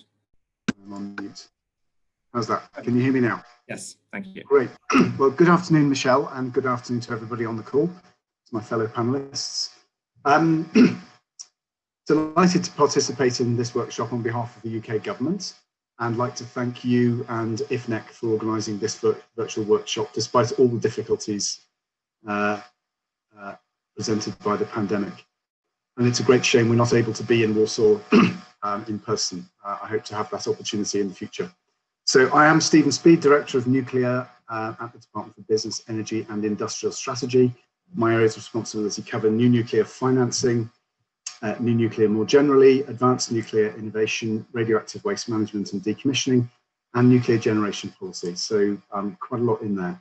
It's great to be able to begin my opening remarks by saying to this group that the UK is really now committed to new nuclear as part of our plans to transform our energy system for a cleaner, greener future. Excuse me. These discussions today come at a really important moment for us and for the future of our global energy systems and the fight against climate change. Excuse me. Later this year, we will be hosting the 26th Climate Change Conference, and we want to use that occasion to build on the successes of recent conferences hosted by countries represented here today, including Poland and France. So I'm here today to talk over our experiences of nuclear financing models. I will largely talk about how the regulated asset-based funding model could be applied to nuclear power projects following our recent public consultation, and I'll also discuss our reflections on financing the Hinkley Point C project, which is already, as Humphrey will have been discussing in the previous session, under construction through a contract for difference model. So firstly, I just want to discuss the role of nuclear in our Prime Minister's 10-point plan for a green industrial revolution and our recently published energy white paper. The Prime Minister's plan confirms that the UK remains committed to nuclear. We believe it's a key role to play alongside other technologies such as renewables to net zero by 2050, and our plan sets out significant funding to help develop large and smaller scale nuclear power, as well as R&D development funding for advanced modular reactors in the longer term. So we have set aside £215 million investment for small modular reactors and 170 million for advanced modular reactors. And the white paper, which was published just under a month later on the 14th of December, builds on this plan and sets out a vision for the transformation of our energy system and breaking our dependency on fossil fuels. We're delivering record amounts already of electricity from renewable energy, increasing our offshore wind fourfold by 2030. But we know that the increase in the use of wind and solar will need to be bolstered by other and more stable, less intermittent, low carbon power forms. And that's why we continue to believe that nuclear is going to be very, very important as a reliable baseload source of clean electricity. Alongside the publication of the Energy White Paper, we also announced that we had entered, or were about to enter, negotiations with EDF regarding a proposal to build further 2 nuclear reactors at Sizewell C in the east of England. We want to be in a position, if possible, to make a final investment decision on our next large-scale nuclear project before the end of the current Parliament, which is in 2024. Simultaneously, we will continue to engage with developers on proposals for additional nuclear power plants where developers come forward or continue to work. And we remain open to foreign investment in our infrastructure. We're actively interested in hearing from other developers who have proposals for future projects, and hope the clarity of our position on financing nuclear projects makes the UK an attractive destination for nuclear developers. So as part of our negotiations on Sizewell C, we are continuing to explore financing options, and we are considering a range of options with the developer, including the regulated asset-based model, which I think has probably already been discussed this afternoon. I'll call that the RAB model for brevity going forwards. Under this model, an economic regulator grants a license to a company to charge a regulated price to users of the infrastructure, in this case, a nuclear power station. The model provides a revenue stream during both construction and operation, helping to reduce the cost of raising private finance by reducing the need to pay interest on large loans. While this model shares risks between investors and consumers, the reduced cost of financing a nuclear power project should lower the cost of electricity for consumers. Our aim would be for the regulated price to incentivize investors to control project costs and minimize consumer and taxpayer risk, while ensuring that a project can be financed at an efficient cost of capital. So the RAB model isn't new. It's been used before to attract private investment for large-scale projects, particularly for network infrastructure, regulated network infrastructure in the UK. But it's not previously been applied to a nuclear power project, although in the UK we are applying it successfully to finance a £4 billion sewerage project underneath the River Thames in London. Recently, we announced our response to a consultation we did last year on the RAB model. And our view was that the RAB model can be suitable for funding the construction of a nuclear power plant. Having assessed consultation responses, we believe that RAB, in line with the high-level design principles set out, does remain a credible way forward for projects of this sort. And we're also continuing to consider a potential role for government finance during construction, provided that that can offer clear value for money. So following publication of that response, we're going to continue to explore that model alongside other financing options with the developers of Sizewell C and other relevant stakeholders as well. And we're also keen to take insights gathered from this exercise to explore the applicability of RAB to other low carbon technologies as well, including transport and storage for carbon dioxide, as well as possibly for small and advanced modular nuclear reactors as well. Another financial model that we have a great deal of experience with in the UK is contract for difference. This incentivizes investment in nuclear by providing developers of projects that incur high upfront costs and have long lifetimes with direct protection from volatile wholesale prices. It allows for payments to generators to provide increased certainty around revenue levels, to bring forward investment, while retaining the need for the generator to sell its electricity in commercial markets. And the Hinkley Point C contract for difference provides a strike price for the developer of £92.50 per megawatt hour at 2012 prices, reducing to £8.50 if EDF take a final investment decision on their proposed Sizewell project for a 35-year term. This means that for each megawatt hour of electricity generated at Hinkley, the developer is paid the difference between the strike price and the market reference price for electricity sold into the market during the duration of the contract. And the generator pays back the difference if the market reference price rises above the strike price. Hinkley Point C used this financial model as it was the first new nuclear power project in the UK in a generation. However, Sizewell is a more mature design, as Humphrey was saying in the previous session, and that makes it possible to consider a RAB model which helps bring down overall costs for consumers and reduces the cost of finance for this second of a kind project in the UK. Alongside large giga projects, the government will also continue to engage with developers in the UK advanced market, and small modular reactors, we think, could also play an important role alongside gigawatt reactors as a source of secure, affordable, low carbon electricity. A consortium led by Rolls-Royce is leading the development of a UK design that could potentially be built in factories and assembled on site.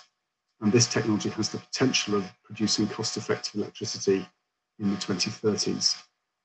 An expert finance working group, I think some members of that group are on this call. A group of UK experts from the nuclear, academic and financial sector was commissioned by us to advise how SMR projects could raise private capital. And the report concluded that SMRs can be commercially viable and that the UK and the UK will build on this advice to explore the right frameworks in the future. So alongside our commitment and investment to the domestic rollout of SMRs, we're also looking at the export of this technology into new markets, seeking countries who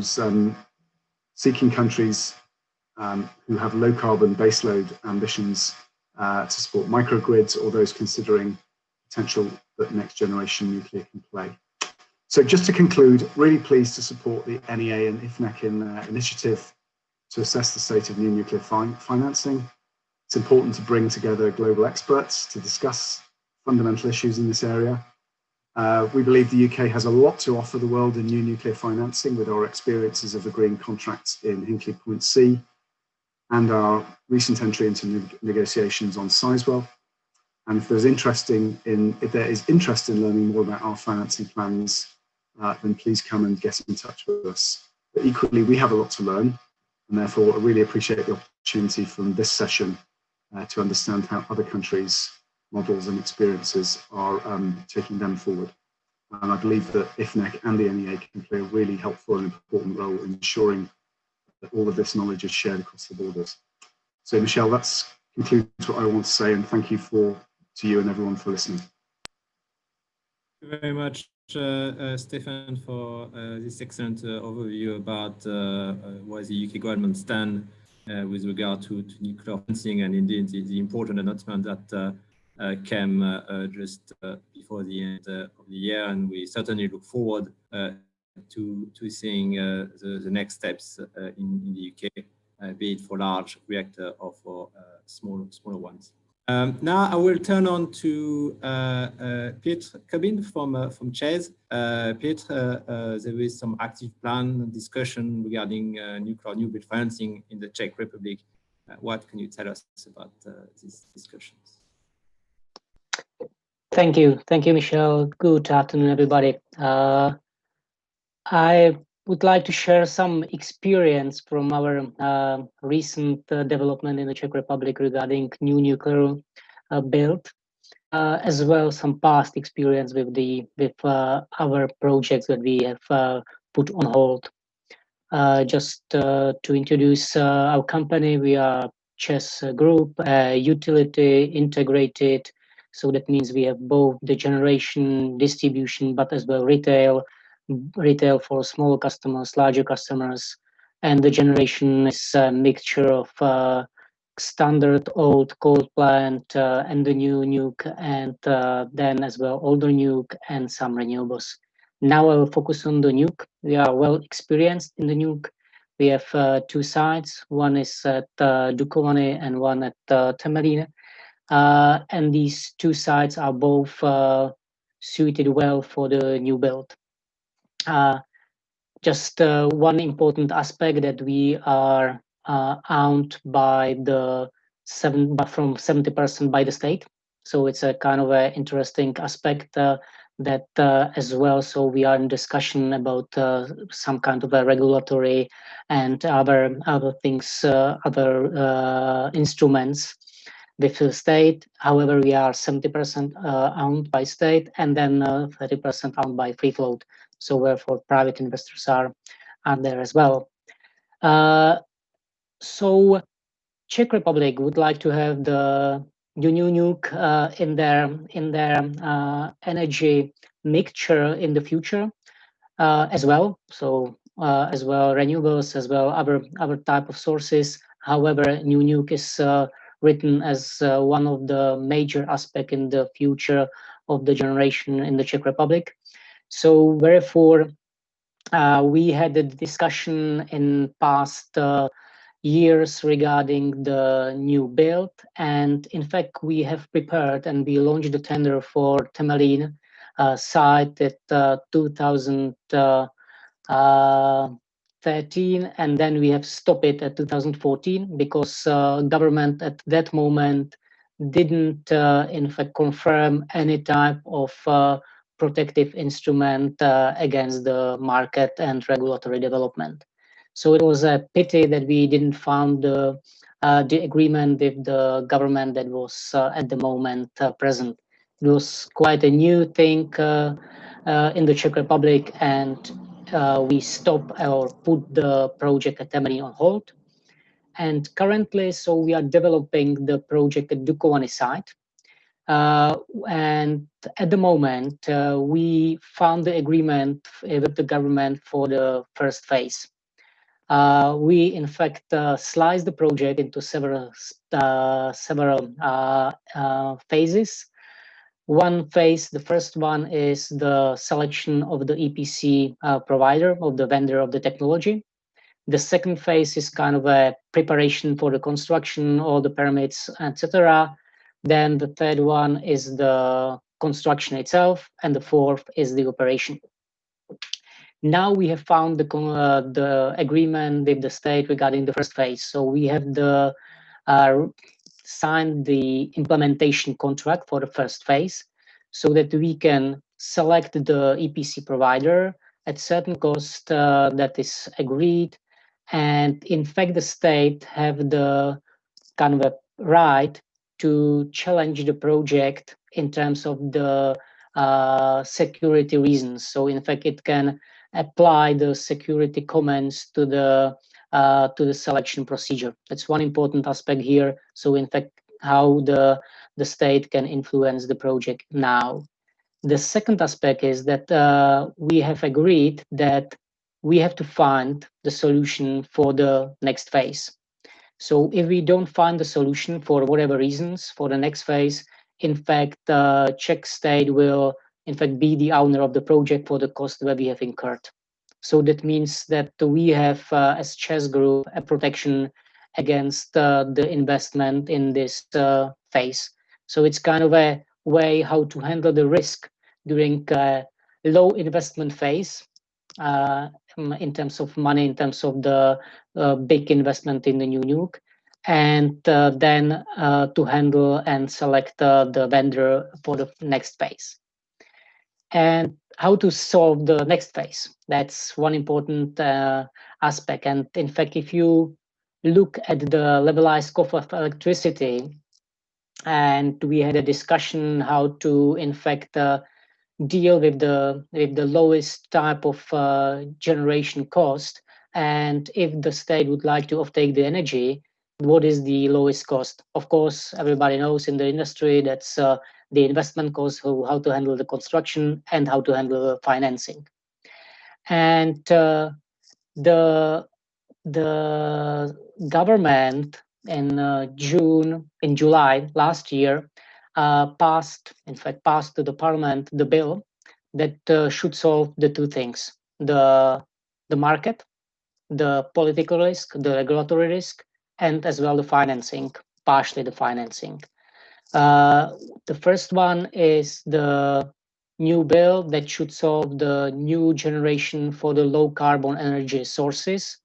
That should be done by the offtake agreement. So kind of the state body will offtake the energy for certain price, and we have to supply to the state company. The second part of the bill is about the financing, so that the state will provide the financing, kind of financial debt from the state directly. The issue is, of course, because we had as well how to find the financing entity for such an infrastructure project, and to have the lowest cost of financing is at the end as well the state case, because the customer would like to see as well the lowest cost from the generation. So in fact, it's from one pocket to another pocket, so that the state finally decided that it's a good way that it will finance it via the debt by itself. Now, whatever I said, in fact, it's one important aspect here, or two important aspects here. One important aspect is that the bill is not yet approved by the parliament. The discussion with the investor, us, and the state about the offtake contract is kind of at the beginning, so we don't have any type of agreement. And the second aspect is, of course, it has to be discussed with the European Commission about the state aid aspect in this all type of instruments that should be in place. So whatever I have described is only a vision how it should be done, and it's up to the specification how it will be done. What I would like to just mention here is that we have, of course, a large discussion about the risk allocation. So offtake contract could solve the market risk. The offtake contract could solve as well partially the political, regulatory, legislative risk. The financing contract could solve partially at least the financing, but then as well there is one important aspect, that's construction. So how to handle the construction risk, how the project overruns or delays can be handled, and of course it's up to the investor, that means us and our equity, so we'll be there. So that risk still remains on the investor. It's not kind of that state will take whatever risk is there and tell, okay, so you are protected against anything. So that's how the risk is allocated here from the top line perspective, now in the detail. And it's, as I said, it's still open. So therefore, I don't have any slides that will be written that the offtake contract has these and these parameters. But hopefully, so we'll find the agreement till the tender will be finalized, and we can continue in the new build. Thank you. All right, thank you very much, Piet. I think I will emphasize the point you made at the beginning, which is that you've structured the project by these different stages, and indeed, in the previous session, you know, and Mero stressed the importance of the front-end loading, as we call it, of the project, and indeed thinking about financing for this part of development of project is indeed probably very important, given we know how it will be you know, structuring and having a structural impact later on the project success. So best of luck for the next stages of this project, both in terms of discussion with the European Commission and in terms of issuing the tender. Now then, I'd like to turn on to Jean Ben Saïd from the French Treasury. I think you will introduce better than me the situation in France. So without any further ado, Jean, I will pass on the floor to you. And I think you have slides. If you want to show them, please do so. Okay, thank you very much. I'm very pleased to be with you this afternoon and to share some views about the future of nuclear energy in France. In my case, I have slides, but I don't know where they are. In fact, can you show them or not? Please. Okay. Can you hear me? Yes, perfect. Go ahead. Okay. Can I go ahead on the second slide, or you do it, or I do? Okay.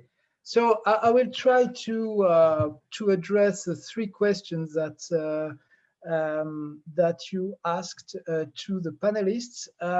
So I go ahead on the next slide, please. Okay. Just to set the context in France, in fact, we have an electric mix which is already very low carbon. With we have 58 nuclear reactors providing almost 72% of the electric demand, and we have also renewables which provide 20%. So we have only 10%, up to 10% only of electricity provided by thermal means of production. So that's the current situation. The government has two objectives for the future. The first is to decrease the share of nuclear energy to 50% by 2035. And the second is to achieve carbon neutrality in 2050, and especially a zero carbon electric mix in 2050. So the situation is the following. We have to close at least 12 nuclear reactors by 2035 to reach the objective of decreasing the share of nuclear energy to 50%. And if we do nothing, in fact, in 2050, nuclear energy will represent only 10 to 12% of the electric mix in France, compared to 72% today. Because, of course, our reactors will arrive to the end of their life cycle, and they will be closed, or they will be stopped.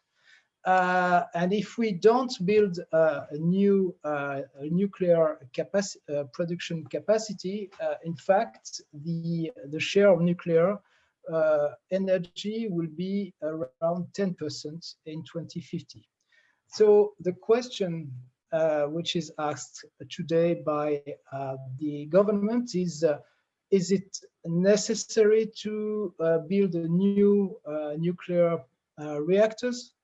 Or is it possible to have an electric mix with renewables only? What would be the cost and risk of a nuclear new build? So that's the main questions that we are dealing with in this task force, which comprises administrations and EDF. And the idea is to propose possible option for meeting the needs of the electricity system in the long term, including a program of 6 EPR2 by 2040, in fact.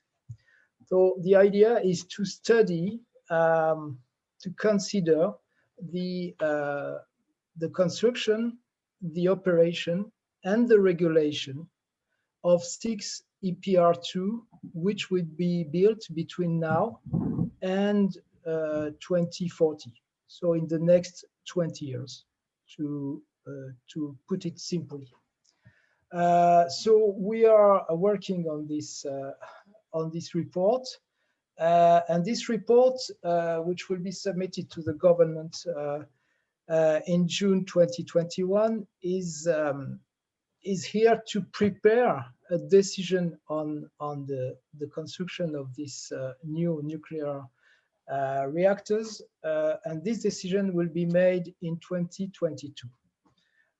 So that is the context in which we think and we study the question of new nuclear build in France. Next slide, please. Okay. So what are the main frameworks to consider for nuclear new build in France today? Next slide, please.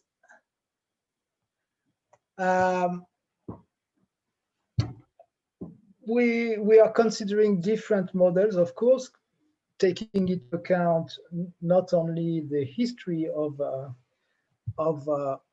nuclear construction in France, but also the examples of what other countries are doing, including, of course, the UK, in which EDF is deeply involved, but also other examples in other countries.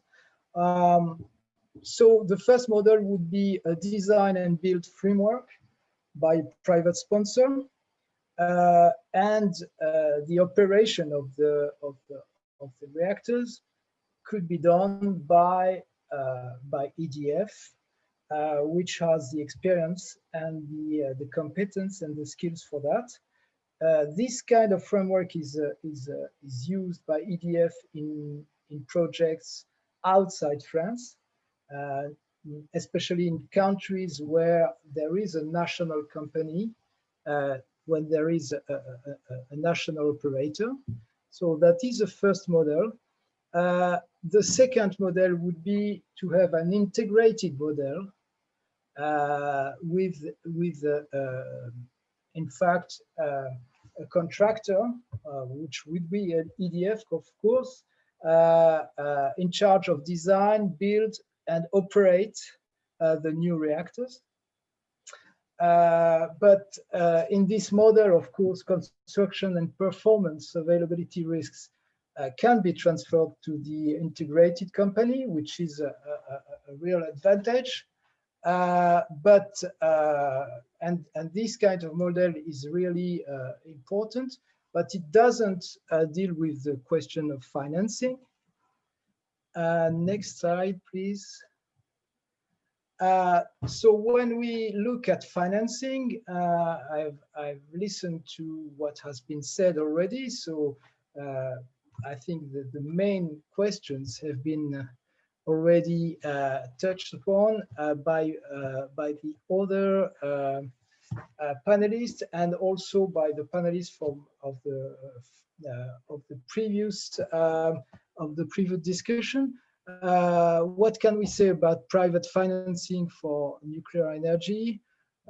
We can say that private equity or debt funds are very construction risk averse, so very difficult to attract them in nuclear projects, especially when we ask them to deploy capital in the construction phase.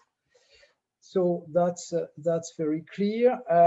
Second, we begin to have also taxonomy considerations, which might prevent certain private investors to deploy capital in the nuclear industry.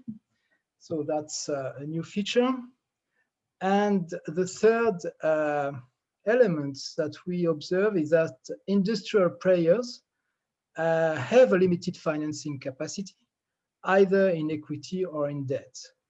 So concerning the private financing of nuclear reactors, it's very, very difficult today to attract private capital or private debt, even if we have so much liquidity available in, for example, infrastructure funds.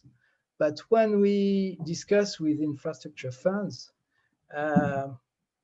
even if they are interested in nuclear, it's almost impossible today to make them commit capital to in this industry. We have our reflection is that government funding will be necessary to finance these 6 EPR2, and it's a very, very difficult challenge, because especially today, after or in the mid of the pandemic, to make a decision to commit such a big amount of capital to the nuclear reactors will necessitate a public debate in France, and a political will which would be very strong and very well documented to make such a political choice, especially when you look at the current situation of the public finance in France and other European countries. So at the same time, we see that it will be very important very difficult to attract private capital and debt, and that public funding to this kind of project will need a political debate, which can be very sensitive. Next slide, please. So How do these potential financial frameworks fit with country and project specificities? Next slide. So in the case of France, what is the possibilities? Of course, EDF is a natural candidate to design, build, and operate a new series of EPR2. But, and there are buts, the first thing is that EDF must demonstrate that it has upgraded its industrial capacity and skills in order to implement this program on time and on budget, which is a challenge today, considering the experience of Flamanville, especially. The second but is that public funding will be necessary to cover a significant share of the bill, because the current balance sheet of EDF cannot support a project of this size, neither today and nor tomorrow, considering all the projections of the financial situation of EDF. EDF is not capable today to finance such a program. And private capital is not available for such a program too. So, of course, public funding will be necessary. So that's the first challenge from a financing point of view. The second one, of course, is the question of the allocation of risks, and which is in a certain way rather different from other infrastructure assets. The two features are the long-lived assets and the highly capital-intensive assets.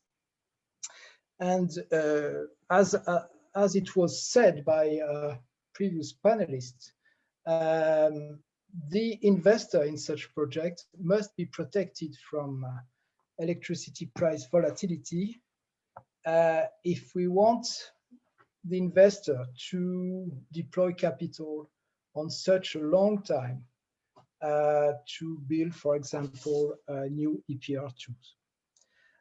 So our reflection today is that this price volatility must be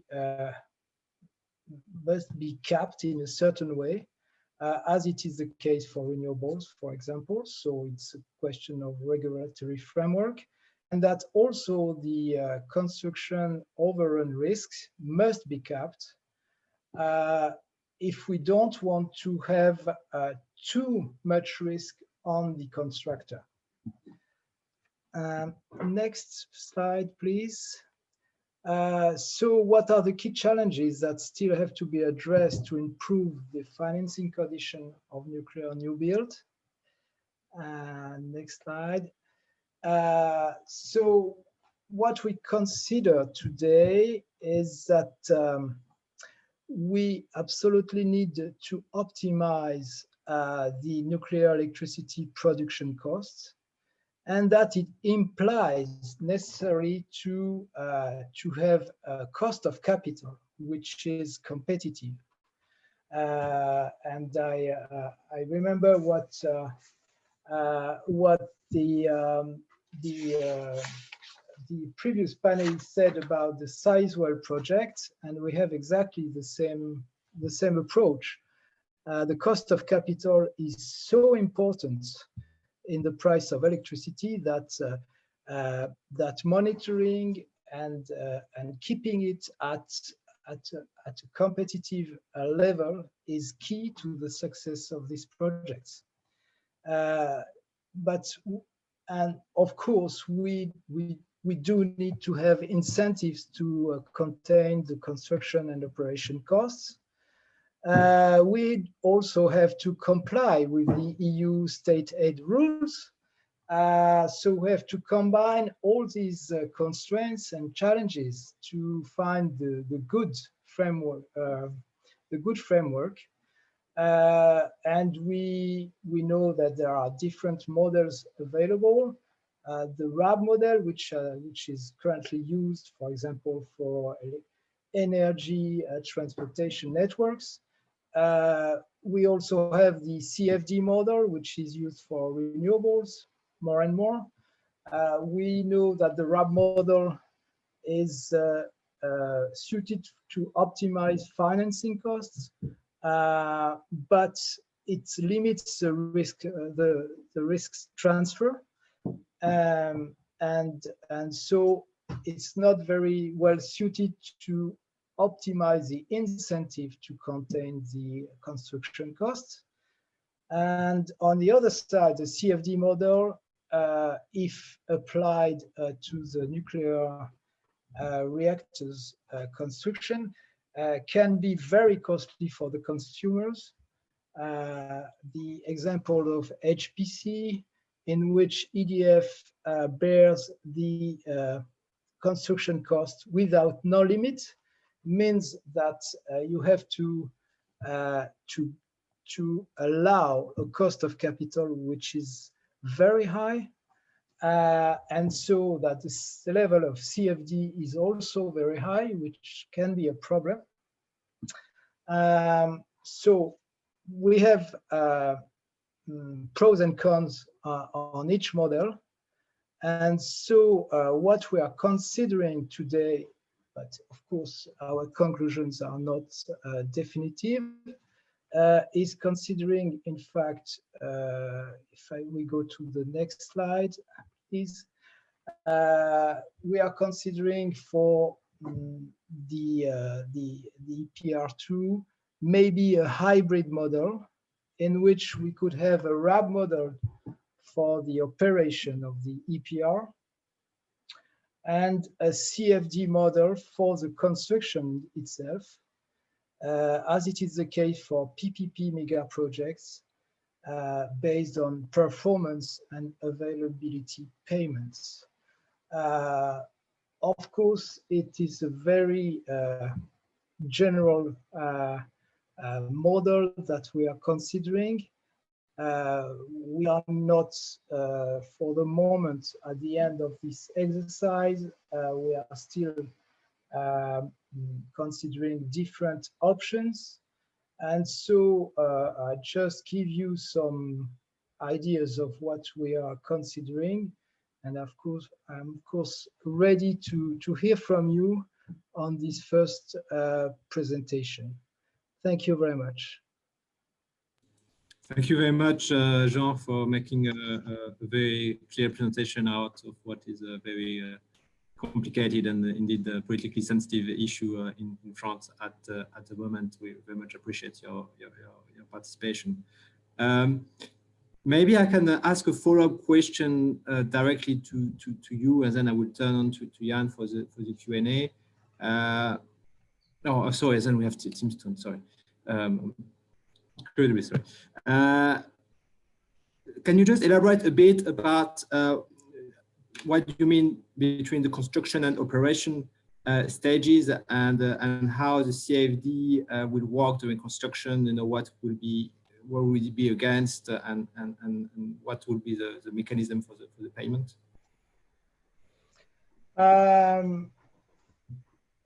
It's not. I don't have still the details, but the idea, the general idea, is the following: is to say that during the construction phase, we need to face two challenges: is to give the good incentives to the constructor to avoid cost overruns, schedule and delayed schedule on the construction phase, and during the operation phase, we can. It's easier in a certain way to monitor the costs, and we have already the experience of what we do in the transportation network, like RTE or GRT gas in the gas and electricity transportation network, in which we have a regulator which oversees the costs and sets a price which ensures a certain level of return just to operate the assets. But the risks, the main risks for us are during the construction phase. And in this phase, we want at the same time give us good incentives, but also consider that if the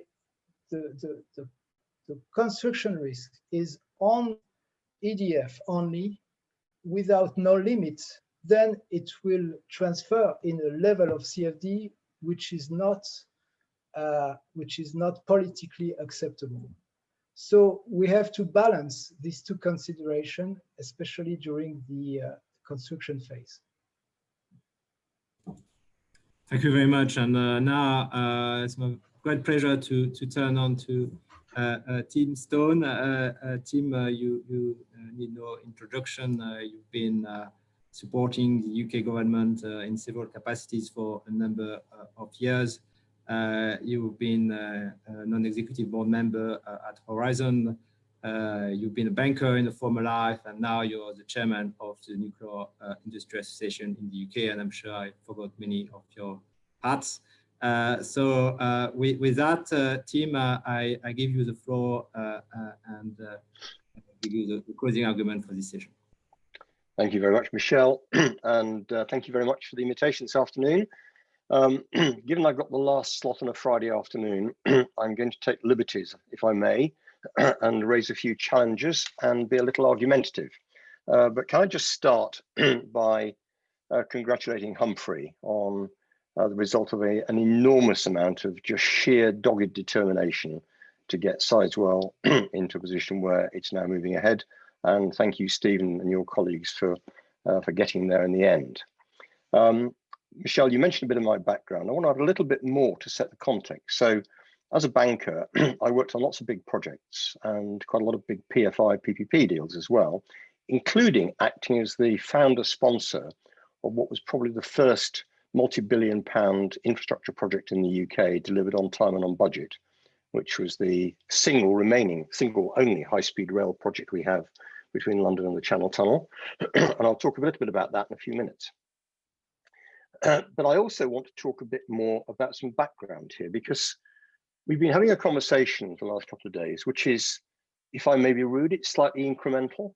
And actually, we're not in an incremental world. The minute that we decided that net zero was a primary objective for most governments, the game changed, and it changed in a spectacular way. We are no longer in a world of anything to do with increments.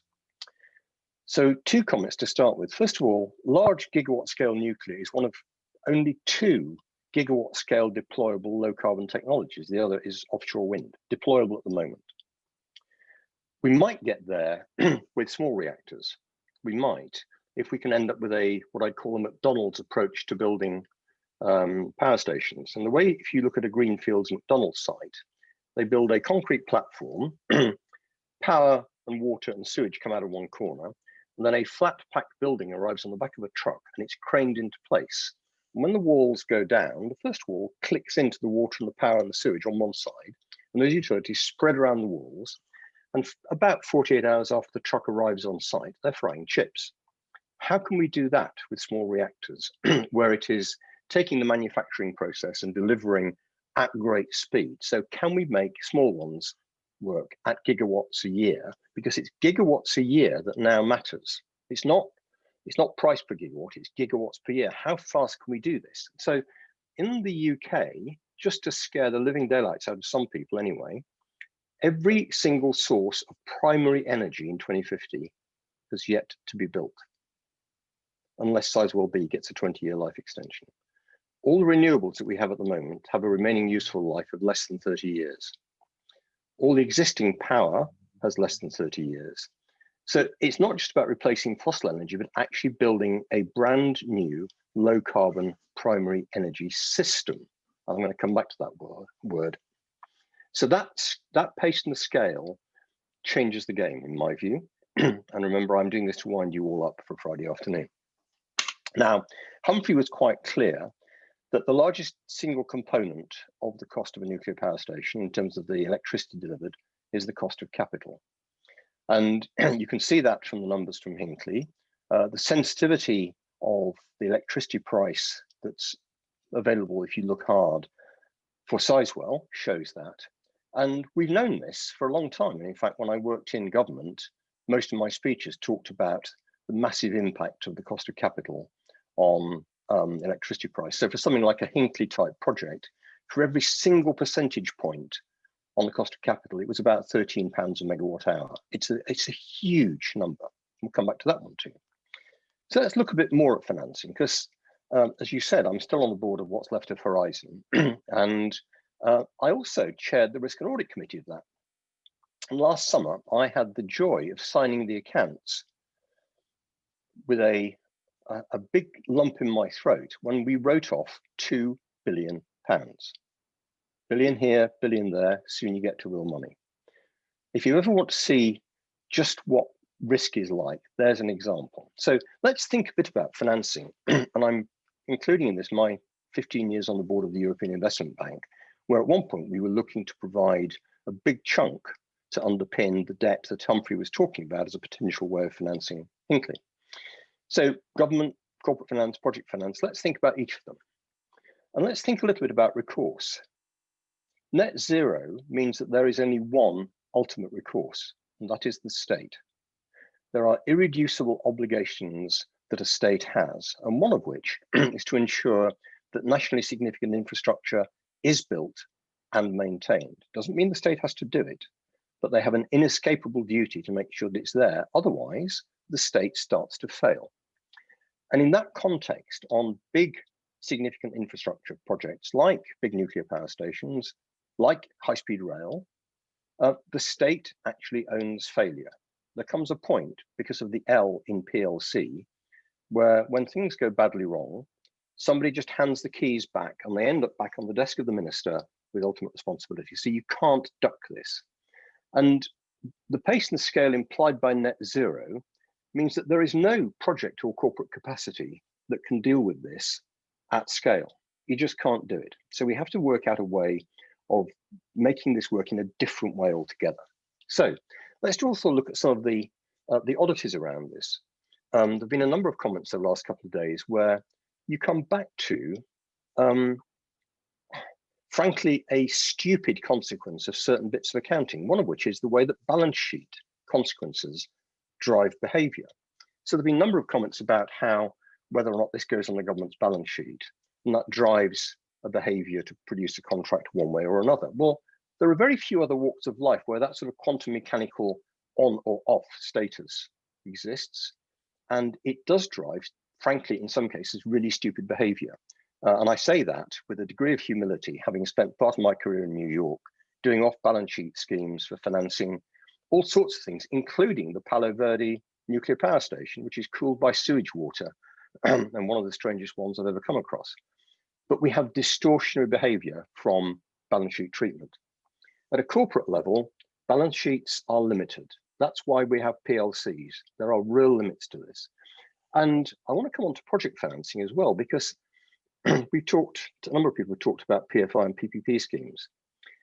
The way those things work really well, when they do work really well, which is many of them, is where you have a relatively high cost of capital, but that's a trade-off for other things that come with it, which is a risk management and a risk reduction that reduces the whole life cost of the project.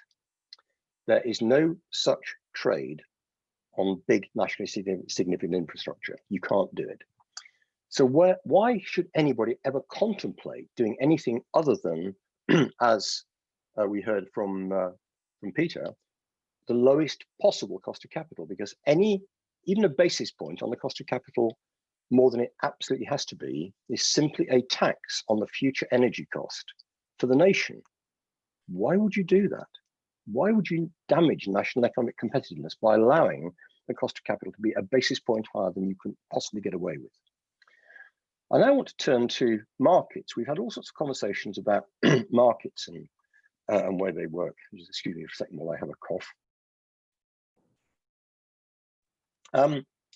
What's the purpose of a market? Protection of consumers, possibly. Possibly some behavioral change and having prices at different times of day to change, perhaps, if you can drive consumer behavior. Is it about cost discovery? Well, it used to be. It used to be about how you worked out what the lowest possible cost of delivering some sort of market good was, and then allowing a Darwinian mechanism to evolve. And eventually to pick that one over there that's a bit cheaper, and we'll do a bit more of that, and then a bit more of that. We can't do that. You do not have time for a Darwinian type of evolutionary process to hit net zero. It's just a joke. Maybe 20 years ago, but now, if you're going to rebuild energy systems at the pace and scale that we have to do for 2050, you simply don't have time other than to build anything that you know which is sensible as fast as you can. And I'd argue now that I think we have to think about what actually the objective function in our optimization processes are. Is it about the cost of the project, the price of the electricity, or is it about maximizing gigawatts a year? How fast can you stamp these things out? So I don't think any longer we have the luxury of saying, how do we get the cost as low as possible? I think we have to say there's an acceptable cost. We have to beat that. But other than that, in the short term, it's get cranking this stuff out as fast as possible and then become cleverer at driving those costs down. But we do not have the luxury of time any longer, anything like that. So we have to think also about the system that we're redesigning. And let me just remind people that we built a wonderful regulatory system, economic regulatory system that's been in use in water, in transmission, in distribution, in all sorts of areas, which was really good at minimizing the cost to consumer over a 5-year control period. We're now making decisions in rebuilding our systems that create obligations and consequences that last for generations. The economic competitiveness of our countries for our grandchildren is being determined by the decisions we take now. And we need to be thinking about how we design these systems as a whole for the future. In the UK, it isn't just a case of trying to find a silver bullet. There aren't any silver bullets. You have to build everything that you can that you know to be low carbon and deliverable now. We have this issue of you can't simply just assume away gas. If we can't replace the natural gas through the gas system with something like hydrogen, the amount of energy, primary energy, we have to shift through the electricity system will mean rebuilding the distribution system and rewiring houses. We are looking at huge practical consequences, and we need to think very carefully about the objective function and how we design our systems. So from a technology point of view, anything that's deliverable in the next decade, we know about right now. If it turns out that the First Light fusion guys come up with a disruptive solution to fusion next year, maybe. But you cannot bank on any form of clever technology now. We've lost the time to process this. So going forwards, it's about taking what we have and driving it as fast as possible. Now, how do we do this in a way that is sensible in terms of risks and costs? Well, we actually know all this. I was overjoyed hearing Ed's slides earlier on this afternoon, Ed Merrill's slides, because we've been saying this sort of stuff for 15 years. And if I just come back to my earlier comment about having been part of the Channel Tunnel Rail Link team, that thing was delivered on time and on budget for the very simple reason that we did all the things that Ed said we should have done, which was we did the design before we started. We did the construction plan before we started. We thought through all the contractual structures and the interfaces between the various contracts. And I'm happy to answer a few questions about that if anybody's interested later on. But it's not rocket science. It's not quantum mechanics. We know how to build really big infrastructure projects on time and on budget. But it does mean investing a lot upfront. And frankly, for that sort of scale, if you're spending much less than about 15% of the total cost before you put a shovel anywhere near the ground, it's probably not going to work. So it has to be fully designed. It has to be construction planned properly. You have to separate project management from delivery. And that's about purity of intent. Contracts, work packaging, interface issues have to be thought through in the procurement planning. You need ruthless, not just robust, but ruthless change control. Humphreys referred to that earlier on in terms of making sure that Sizewell is in fact a complete clone of Hinkley. And you need things like delegated spending authority in the project management team. So one of the big projects which has worked really well, the project director that I know had $30 million of authority himself every day when he had his bagels and coffee for breakfast. He had to account for it, but he had the pen for $30 million. The guys reporting to him had about 10. You can't do these things on a slow, gentle, evolutionary, lots of checks and balances. You need to run it cleverly. That robust and competent project management has to be a ruthless part of the design of the overall structure, because in the end, you cannot outsource failure. You cannot outsource failure. So you've got to think this stuff through carefully from the outset. So in terms of consequences for countries around the world who are taking these deals forwards, I'd argue that to start with, if you're serious about net zero, cost is a constraint, not an objective function. The objective function is gigawatts a year. You have to design in terms of minimizing cost to the national economy, design that system, and thinking about maximizing national economic competitiveness, because that's the consequence of what you're doing. You have to think about SMR developments and then AMR and so on as gigawatts a year at an acceptable cost. And you have to think about how to deploy the gigawatt scale reactors as fast as possible, and taking a cue from the vaccine process, doing as many things as you can in parallel and making decisions and getting on with it. But fundamentally, it comes down to the lowest possible cost of capital if you're going to be competitive. That means governments have no choice but to be involved. Just like the water and classical RAB infrastructure, the energy market can remunerate capital during construction. You can make this work. But given the size of these projects, you have to think about what you do with FOAC and possibly second of a kind projects. So there have been comments about RAB workable for the second of a kind like size. Well, you've still got to do FOACs. There are going to be FOACs if we're going to make this stuff work sensibly. And if you take a leaf out of the mining project world, what do you do with big mining projects with cost overruns that just get beyond the limits of what the market, what the companies can bear, the contractors can bear? You socialize it. It goes on the mineral price that you sell, and you then have to deal with that in the competitive market going afterwards. The risk of failure for big energy projects and the net zero project overall sits with the consumer. And ultimately, whilst a RAB mechanism can give you a window within which you can incentivize better performance and penalize to a limit cost overruns, there's a limit to where you can get to with that. In the same way that with construction projects, anybody who lets a contract to a contractor where the contractor has a risk of actually losing money as opposed to his margin deserves all that they get, because the behaviors that flow from that are evil. So these preconditions for financing are critical. And I'm as certain as I'm sitting here that with carefully applied preconditions, these projects ultimately produce the great transition that we need, because the fossil industry as a whole has provided the bedrock for many countries' pension schemes for years to come. These projects can do exactly the same. And I can tell you from one of those where were you when moments. So I will never forget the day that Hinkley got state aid approval. I was walking around Portman Square and I got a phone call from a friend in Brussels to say, Hinkley's got state aid approval. And as I hung up to say, I'm going to have a celebratory cup of coffee, I'd not walked more than 4 steps when my phone rang again with a big infrastructure fund saying, we've heard about this, how do we get involved? And after I'd said this might not be one necessarily for widows and orphans, he said, and it's a bit back to the comment that Raphael made earlier on, he said, it's a 10 billion debt opportunity. He said, the money comes in through the letterbox so fast every morning, we can't even burn it. For an opportunity of that scale, I have to get involved. It's exactly what I need. So these projects are wonderful. And let me just finish by reminding people that not many weeks ago, we heard about the first of a kind Wallong-1 in China, which took 65 months from first nuclear concrete to power on the bars. Guys, that's first of a kind, 5.5 years. The next one they're doing has got an overnight cost of $2,400 per kilowatt. And that's a good design with passive safety features. We can do this. It is perfectly possible.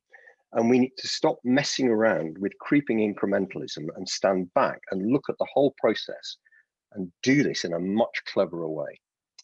At which point I'll shut up and hand over. But thank you for the therapy, and I hope the last slot on the Friday afternoon has at least raised a few thoughts in people's minds. Thank you, Tim. Well, you made sure that we are well awake and lively on Friday afternoon. Thank you very much for making sure that we all take a step back when looking at these issues, and that we don't just have, as you put it, an incremental decision, but we really put this issue of financing against the challenges we are trying to meet. So I think this will very much lead us to have a very lively discussion, and Jan will lead that. But I would also finish by saying that the point you've been making, I think, very much resonate with the thinking that we're trying to develop at NEA about these issues. And after this Q&A session, there will be 30 minutes of concluding roundtable where we'll have the opportunities to again come together and reflect on what we heard over the last 2 days. But now I pass the floor back to Jan to tell us a bit about the question we've had and lead the discussion. Yes, thank you very much, Michel. Interesting panel. If there's one phrase I would sort of highlight that I take away from it is that point: you cannot outsource failure. You cannot outsource failure, which basically comes down to leadership, and that's one of the vital ingredients there. But other people had a number of comments and a number of questions. And the first one is addressed to Stephen Speed. And the question is, what's the rationale from a cost or from a risk point of view for potentially introducing another design, another technology design with another organization, another supply chain, rather than capitalizing on what you have already, which is EDF and EPR? Why not sort of put all your eggs in the same basket and go with that? Your micro is off still, Stephen. Please put your micro on. Yeah, and it's very good to see you again. Thank you. Well, I think one of the things that people who are not from the UK often say to me is a characteristic of people who are from the UK is that we're very pragmatic. And I think the answer to that question is a pragmatic answer, which is that we like to keep all our options open, right? So I think it's really as simple as that. The fact that we are in negotiation now, and those negotiations have begun with the developers at Sizewell, suggests that there is some logic to the to the question, and we're pushing ahead with what really is the only second of a kind opportunity that we have in the UK, and we recognise that the advantages that brings have been an important motivating factor for us. But equally, there are, and there have been, and there will be, we hope, other developers who think that the UK is a place that they want to deal with, and our approach is that if people want to come talk, then we will talk to them. So the question posits a particular outcome. I'm not saying anything about the outcome. I'm saying something really about the process. Okay, thank you very much. And I think in general, putting all eggs in one basket is something you have to think quite carefully about. It depends how big the basket is, of course, but yeah. Thank you. It's a question we always have between keeping the options and between the increasing returns to scale. But you gave a pragmatic answer. I mean, fair enough. There is a trade-off between the two, without a doubt. The next question is to Peter Kubin, and the question is: the Czech state will directly finance new nuclear power plants with its debt. At least that's what the question understood. And so at what point will indeed ownership be transferred to ČEZ? Is there any mechanism at which point that ownership will be fully transferred to ČEZ? Yeah, thank you for the question. The current situation is follows. So the we have a daughter company, the special purpose vehicle, and the daughter company is the owner of the plant, the site of the licenses, and as well it has the team. So that means that this company is fully available to prepare and then be able to gather with the EPC provider to construct the power plant and then to operate it. So that's in terms of the construction and operation. In terms of financing, of course, it's our daughter company, so that it's envisaged that we will provide the equity financing from ČEZ.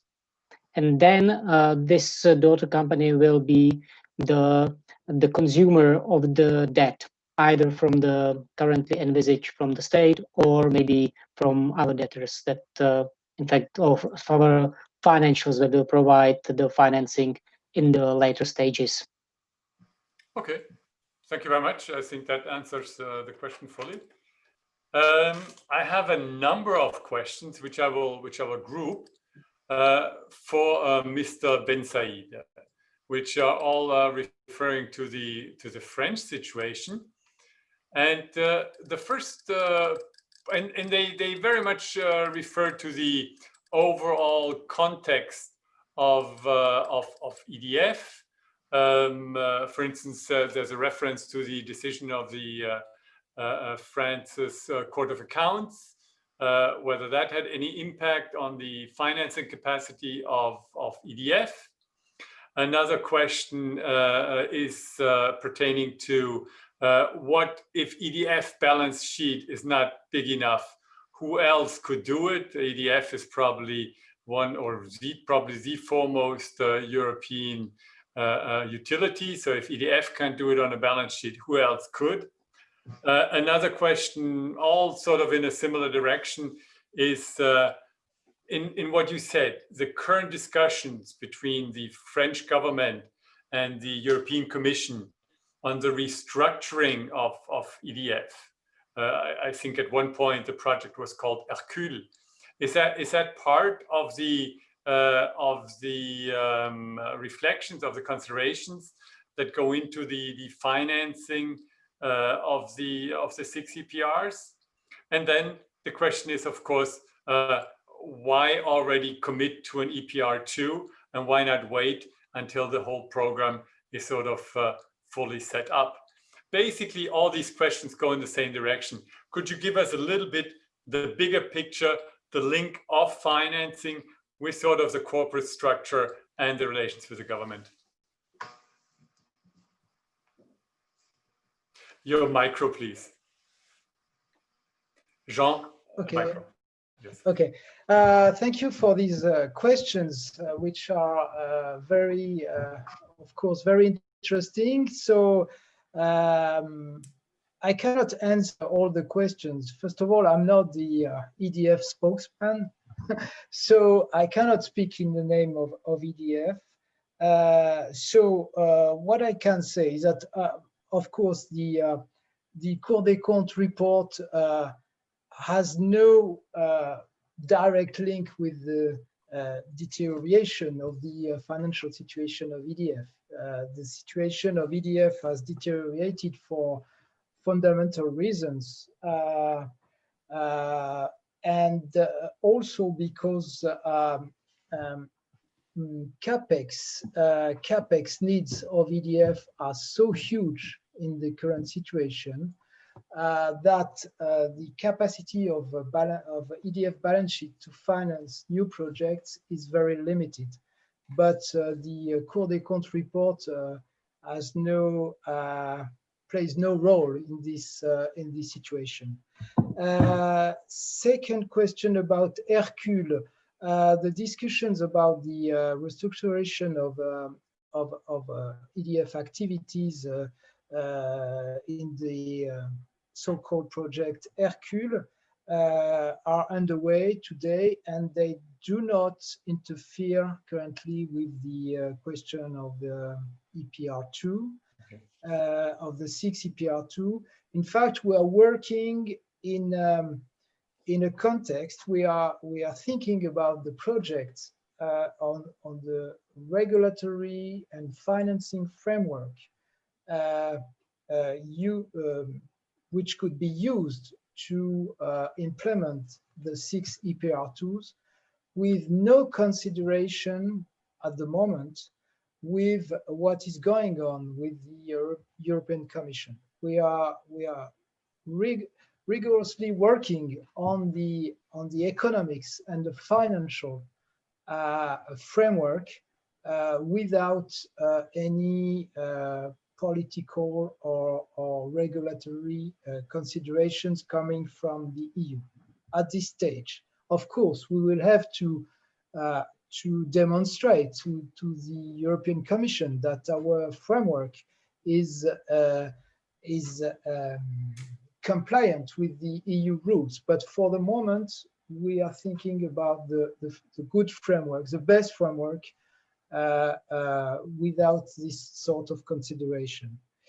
The question, why EPR2 instead of another technology? I understand there is a question like that. Yes. I'm not the good expert to answer this question. I'm more on the financial side. So, but I understand that considering the objective, which is to provide something like 10% of the electricity mix in 2050 in France from these new reactors. Today, the EPR2 seems to be the only technology available, and of course, the fact that EDF has this technology and seems to be the inventor of this technology is also a reason for this choice at this point of time. On the financial capacity to deploy capital in the nuclear industry, there was a question of who can do it if even EDF or cannot do it. It's a good question. We are desperately looking for investors to invest in the nuclear construction reactors or power stations. I think that as it was said by other discussants, that clearly private investors do not assess correctly the risk associated with the nuclear assets. I think that they are considering that nuclear assets are terribly risky, and it's not the case, as it was shown by a previous panelist. It's not the case compared to large mega project in infrastructure that we know. Cost overruns and delays in construction are far more important in other kind of projects rather than in nuclear plants.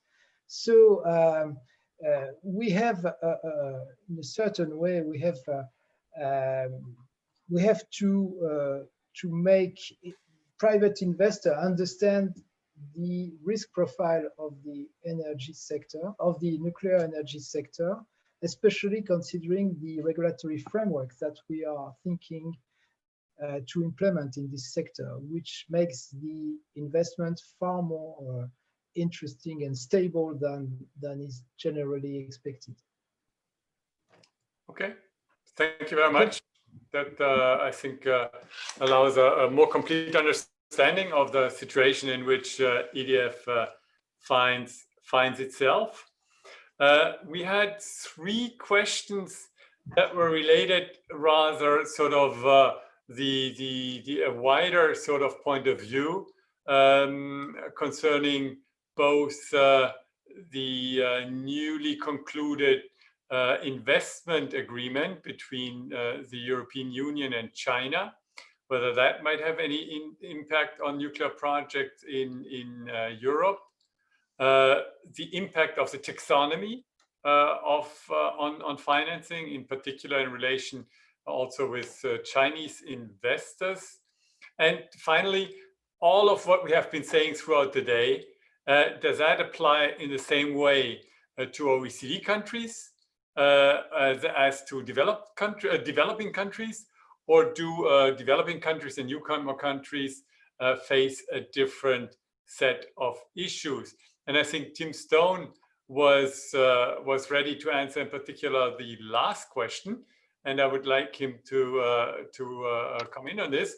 But perhaps Stephen, John, or Peter, you might also want to comment on investment either with China or with developing countries, the situation in developing countries in general. So on developing countries in general, the one thing that a developing country cannot go anywhere near is FOAC risk. They can't go, it's not contemplatable, or it shouldn't be contemplatable for any reason at all. However, if you look at the approach that Abu Dhabi took, and I'm not calling Abu Dhabi a developing country, but they were absolutely as green as they get in terms of nuclear experience. And they took a previously built design with the same project managers, with the same construction people, with exactly the same approach. And if I'm being only slightly top level, the only two real changes to that design from South Korea that was built at Baraka was firstly that the cooling water in the sea is 4 centigrade in the summer, and so the reactor was slightly down rated, so it wasn't run flat out. And the second thing was they put better filters in the HVAC system because of the sand, but otherwise it was the same design built in the same way by the same people. So that's the first thing. Developing countries cannot and must not go anywhere near anything other than a proven off-the-shelf and frankly as manufactured an approach as possible, a modular approach as possible, with the same people, with country of origin certification, but then with a plan to develop a local regulatory function as well.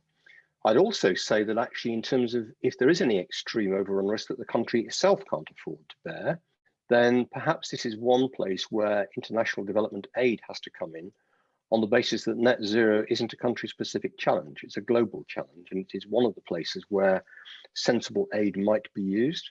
But I would also add that the fundamental underpinning goes back to what I said earlier about the preconditions for financing, which is that you finish the design before you start work. You do all the necessary things that Ed talked about, that we've talked about for years, to de-risk the project, because nuclear projects are themselves inherently nothing like as scary as some of the big rail projects. And for those of you who've seen the complexities of Crossrail, frankly, nuclear is a lot easier, or can be a lot easier than that. So I will duck at that point and let others pick up, but I'm happy to talk about China because I, in my nuclear risk insurers role, do quite a lot of business out there, but I'll hand over for the time being to others. Thank you, Tim. Who would like to comment either on the developing countries or on the new investment treaty? Stephen, Jean has left, Peter. No. Tim, then I would like you to come in also on the question of investment. Oh, Peter, go ahead, and then Tim will wrap it up, and then we'll move on to the concluding session. Peter, please. Yeah, thank you. I'll just look at it from a different angle because, in fact, we are the investor, and in fact, for us, it's important that we, at the end, have the lowest investment cost. Firstly, however, secondly, it's about the risk allocation. So, in fact, you can be at the beginning, the promise, the lowest cost is not the best one because at the end will be the budget challenged according to the results. So therefore, for us as an investor, it's more important that we have the more competitive tender than just to have only one possible provider of the technology, and we have to discuss with them. So what are the conditions? And it's hard to negotiate with only one than if you have more possible technology providers. So for us, it's more important to have the wider range. And if there is a wider range of the providers, it's better for the investors. So different angle perspective, but important one for us. Okay, thanks a lot. Fair enough. Jan, can I quickly just pick a little bit on the end of Peter's comment, because I completely agree. And this will be the last comment in this session. So sure. Please go ahead. Very quickly, the way we did the Channel Tunnel Rail Link risk management was we had a project manager whose fees were completely at risk. They let the construction packages underneath them. They let them packages. They assembled the packages and let them on the basis of a target price where the worst a bidder could do was lose their margin. They could not lose cost. And if their element of the project went to lose more than their margin, any further losses went against the project manager's fee. And with that lot together, we were able to put 3 layers of excess loss cost insurance on top of that. And the tower between the target price and the top of the insurance was about 25%. That is doable, in my view, for nth-of-a-kind nuclear projects. You can manage this, but that first thing was about getting the right incentives in place and getting the risk management, not allocation, because you can only allocate enough risk to the limit of someone's capacity, which is their profit, not their underlying cost. Very quickly, and I'll then shut up on China. The focus of China is far more strategic than it is economic. That's been the case other than for a 100-year gap when they forgot that technology was coming in the mid-1800s. And the relationship in China and Europe for these nuclear projects and for other projects in general has to be seen in that strategic context. And I just finish by relaying a comment from a conversation I had with a very, very senior Chinese economist a few years ago, when I complained that China wasn't taking low carbon very seriously. And he said, at $3,600 per capita, they couldn't afford to, but when they hit more than $4,000 per capita GDP, they would increasingly use the growth to drive low carbon hard because they had to for the future of their society, which I thought was very interesting. And he then paused and he looked at me and he said, when we do that, I suspect we will probably expect our trading partners to do the same. You're working with an entirely different set of logic and values. And I think we need to be very perceptive in the way that we think about our relationships with China and the geopolitical blocks going forward. And it's not just about finance and projects like that. I'll give up now. Thank you. No, thank you very much. That broadens the context and provides a realistic appreciation of the situation. With that, I would like to conclude this session, or this would be actually Michel's task. Michel, I hand it over to you. These are the questions that I wanted to pose to the panelists. Oh, thank you very much, Jan, and thank you, of course, to our 4 panelists today. I think we heard from very concrete proposal, very concrete progress in several of countries. But we also had the opportunity to take a step back and really look at the bigger picture to frame this discussion about financing, which was precisely where we wanted to land with this workshop.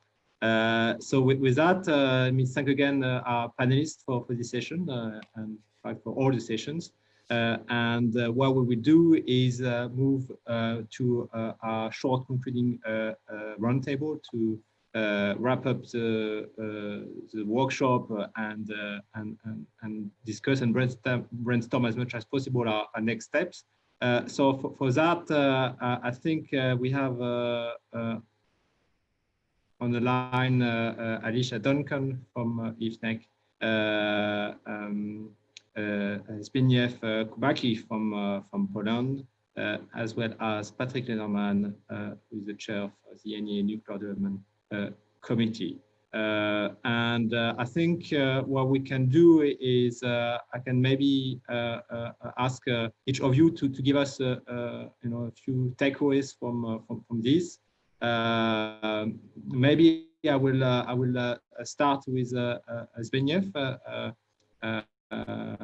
Was very good to hear from your Undersecretary. Do you have a few remarks for us as we close this workshop? Thank you. First of all, I would like to thank Michel and Jan for excellent moderating the panel. On behalf of the Polish government, I would like to thank Nuclear Energy Agency, International Framework for Nuclear Energy Cooperations, for organizing this workshop and inviting Poland as a partner for this very interesting topic.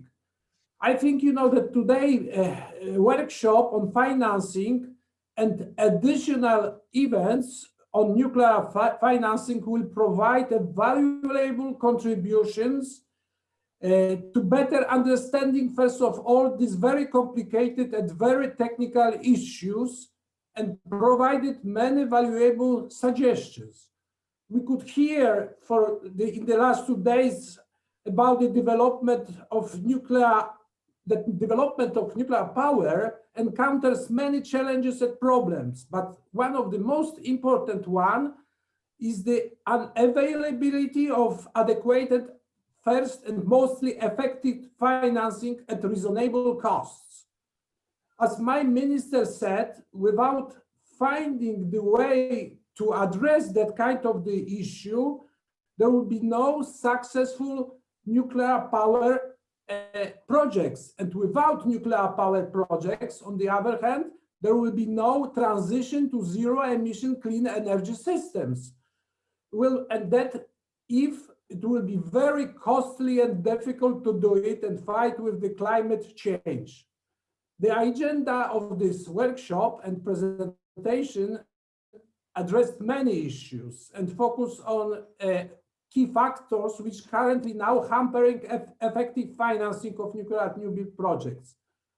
What I like and I was see very interesting is that most of the speakers talk about the government and the very important and successful role it should to play to construct nuclear power new builds now.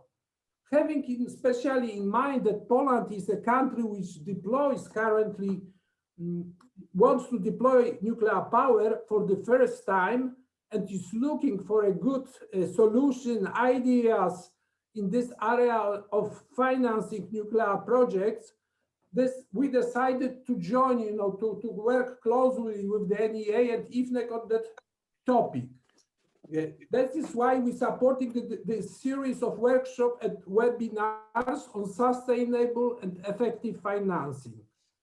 Poland, as my minister said, decided to organize the concluding workshop in Warsaw in autumn this year.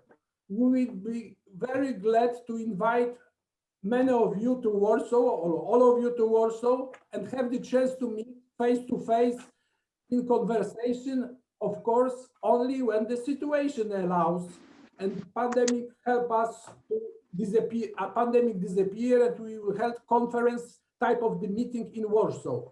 In the meantime, Poland, as a member of IFNEC, will engage and support the series of webinars of IFNEC on financing. And this seminar will be focusing on a very specific aspects of funding and financing nuclear projects. We're still working on this agenda and the timing of the seminar, but whatever I would say, I say that we are focusing on the following topics of each seminar. One will be on nuclear financing in embarking countries, but focusing on SMRs and lessons learned from different financing partnerships. What kind of the models can be used, in different ownership. The next one probably will be about the multinational banks, export credit agency, and other international financial institutions. We are thinking that we are preparing to organize seminar about sustainable taxonomies as SEG rules, which are currently discussed mostly in the European Union, and how they will impact the development of nuclear power. And as I mentioned already, a concluding sessions of today's workshop ideas discussion, and then the next one which we organized by the IFNEC, and the concluding session in Warsaw, that will have some kind of the wrap up type of the webinars, and then we can present very broadly different aspects of financing. It will be type of the advice for policymakers how to deal with this very difficult topic. So concluding my short remarks, I would like to thank all the participants in this workshop, which in my opinion, again, it was very productive and important. And I invite everybody to the series of events in the IFNEC, which are going to be held in the couple of months. And finally, to be very happy to see you in the Warsaw on the last event of the series. Thank you for attention. Thank you. Thank you very much, Zbigniew. It's been a pleasure to work with you, with Alicia, with Patrick, and with colleagues, of course, Michelle and Gloria and others at the NEA on this project, which will go on for several months now, and we're looking forward to it. Alicia, as chairwoman of IFNEC, could you please give us your feedback, your impressions and your lessons learned also for us to give us a bit of guidance for the future? Certainly. Thank you so much. First, let me thank Poland as a longtime partner, an extremely active member of IFNEC, for your leadership on this issue and your leadership since the creation of the IFNEC framework. This has been a very important two-day discussion. I was so very impressed by the experts that you, Jan and Michelle, had lined up for this event. It was so great to hear from Tim Stone, Ed, Cecilia, Fiona, and so many others. And what I heard from those resounding themes, as Zbigniew has already mentioned, is the need for the involvement of the government. Folks termed it different ways: commitment, government involvement, policy, political impact, whatever. However, there is a strong need for the involvement of the government. And I think that that is, from my point of view, one of the most overlooked and undervalued pieces of this puzzle. What I have found over the past year, just in my own dealings that we have undertaken from the US government, is that the strategic partnership that the countries have can be a critical piece of resolving a lot of the policy implications, as well as in many cases, providing some coaching and cajoling even to the companies involved. Because a lot of times we have to realize that in these types of bilateral relationships, that we might have to put the transactional way of doing business aside and think more about the relationship and what is good for the overall picture. And that might be a pivot for the way companies are used to doing business. Because when we think about something that could span a century-long relationship, we have to make sure that we take into account the overall good of the project for everyone involved. And that might mean concessions on an industry side that they might not normally be willing to make. So I really want to highlight the role of the government.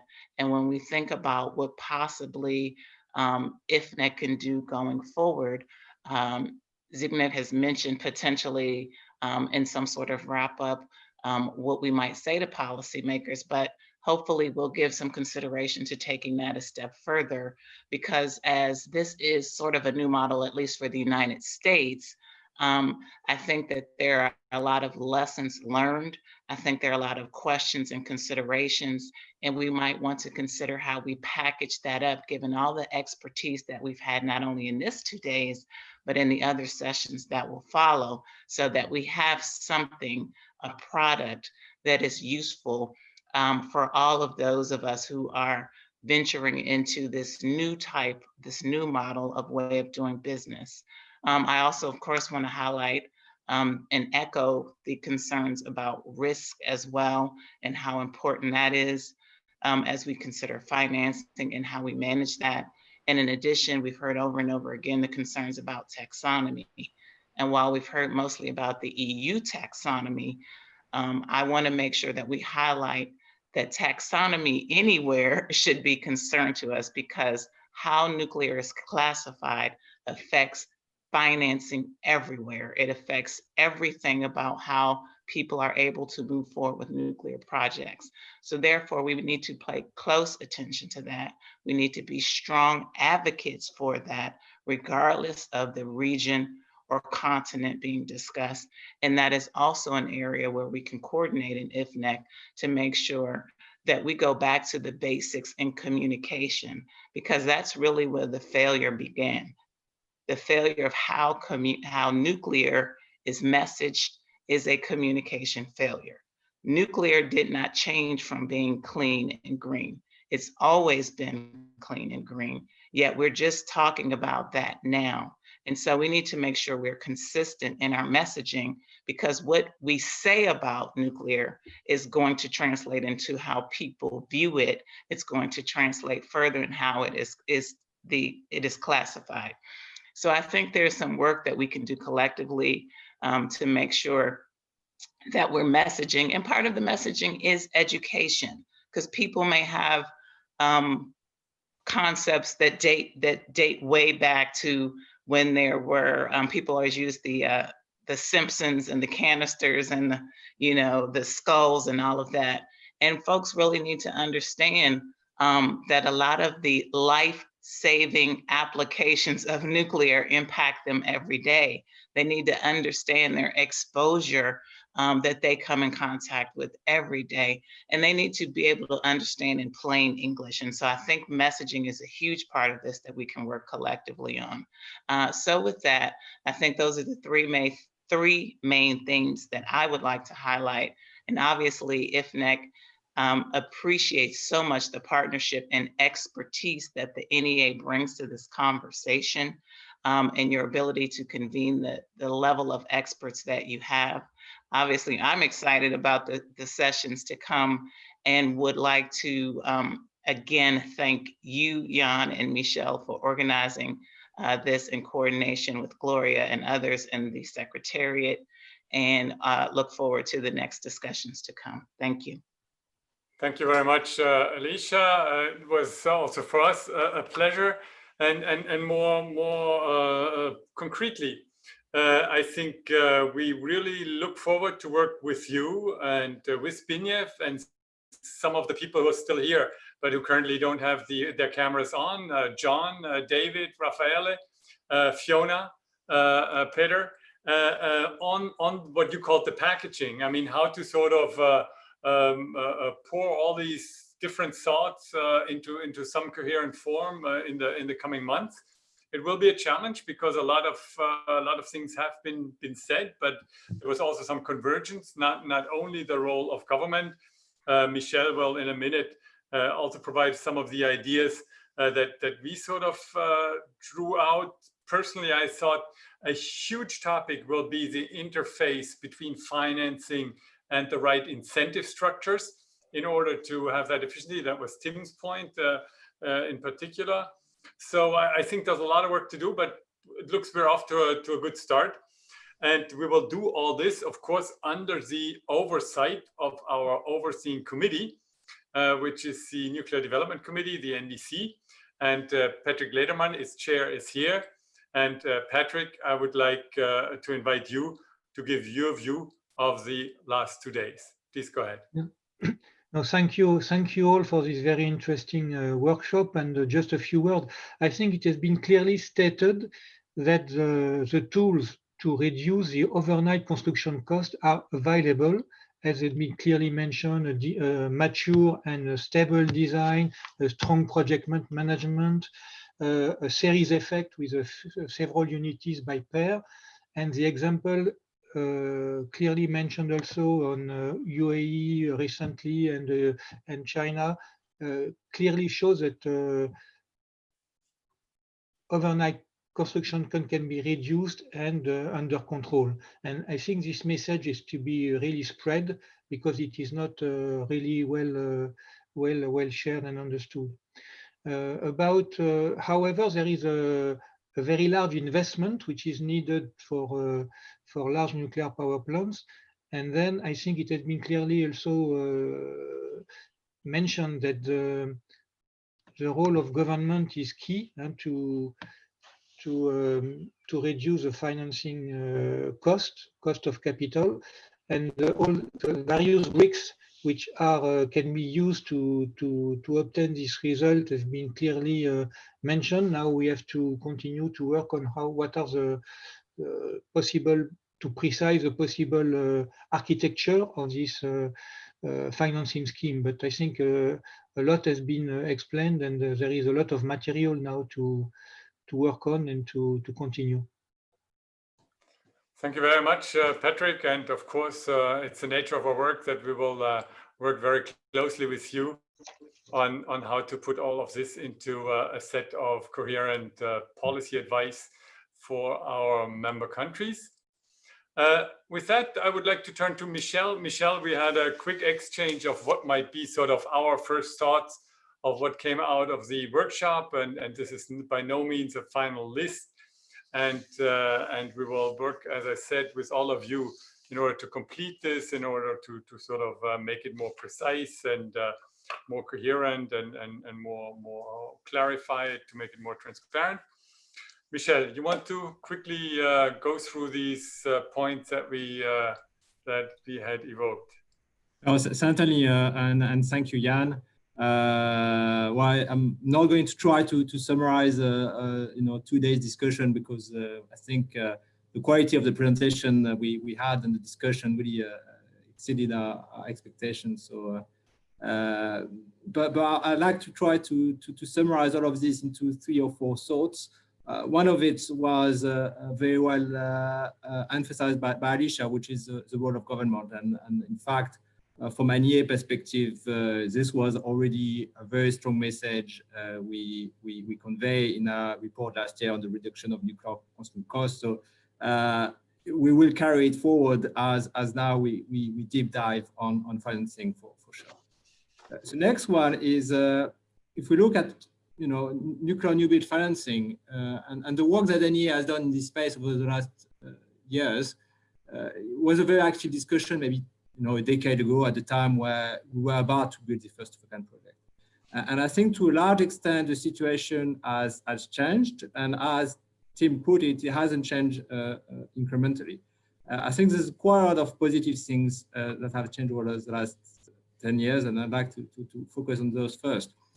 First, we are moving from first of a kind to post first of a kind. And that really, if we do what Ed says we should do, that really dramatically changes the risk profile of nuclear new build project.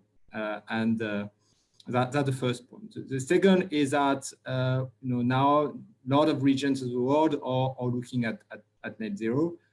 And that also very much changes the game. It's not what can we build and what the relative competitiveness of nuclear versus other low carbon technology is. We need to build everything as fast as we can.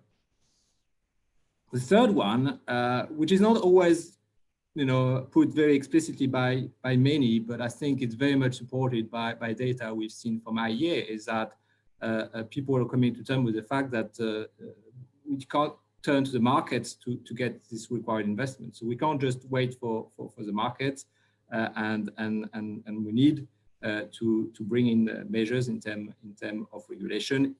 Of course, when doing that, without losing sight of incentives. And the fourth point, which I think we can look in a positive light, is a global macroeconomic context.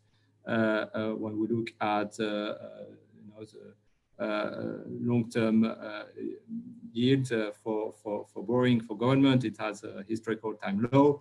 I think there's also what people put as a saving glut, the fact that people don't know necessarily where to put all this capital into something productive.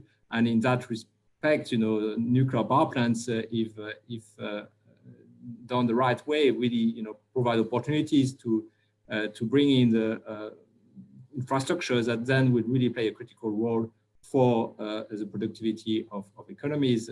And so it really can provide very significant macroeconomic benefits. Then, of course, there are changes. There are a number of them. I won't list them all. One was recently mentioned, is indeed this ongoing development of ESG and taxonomies. And we need to make sure that this is done on a level playing field, and so that nuclear is properly addressed. This is something that support actively at NEA. And the second one is the fact that when we look at the market capitalization of large utilities, clearly they can't take nuclear power plants on the balance sheet anymore. Even in the 10 years ago, only a few could. So clearly, the money is going to have to come from somewhere else. Now, that's really, the overall picture that tell us that really things have changed, and we really need to look at this in a new side. Having said that, the second point is that, and I think John put that very well, John Parsons, is that there won't be any miracle solutions. We can't just, think that we can come up with very new innovative models that then mean that the money will flow magically and that the risk will disappear. And really, then it comes back to good practice in terms of thinking about allocation of risk and alignment of interest, and all the different schemes we've heard of. Really, just need to go through this process of thinking how the framework I'm developing help to meet these objectives at the lowest possible cost for consumers. And then the third point and final one is that there is indeed some new trend in terms of new sources of funding, in terms of appetite from pension funds to think about putting infrastructure as a investor grade assets. And that really has to be part of the conversation. But it has to be part of the conversation, really looking at the different stages of a nuclear new build project. And we can't just get stuck at the fact that we can't bring necessarily these sources of funding during construction. And we need to keep in sight, and Raphael reminding us of that very well, that once construction is completed, the risk profile can really become much more favorable from some of these new sources of investors.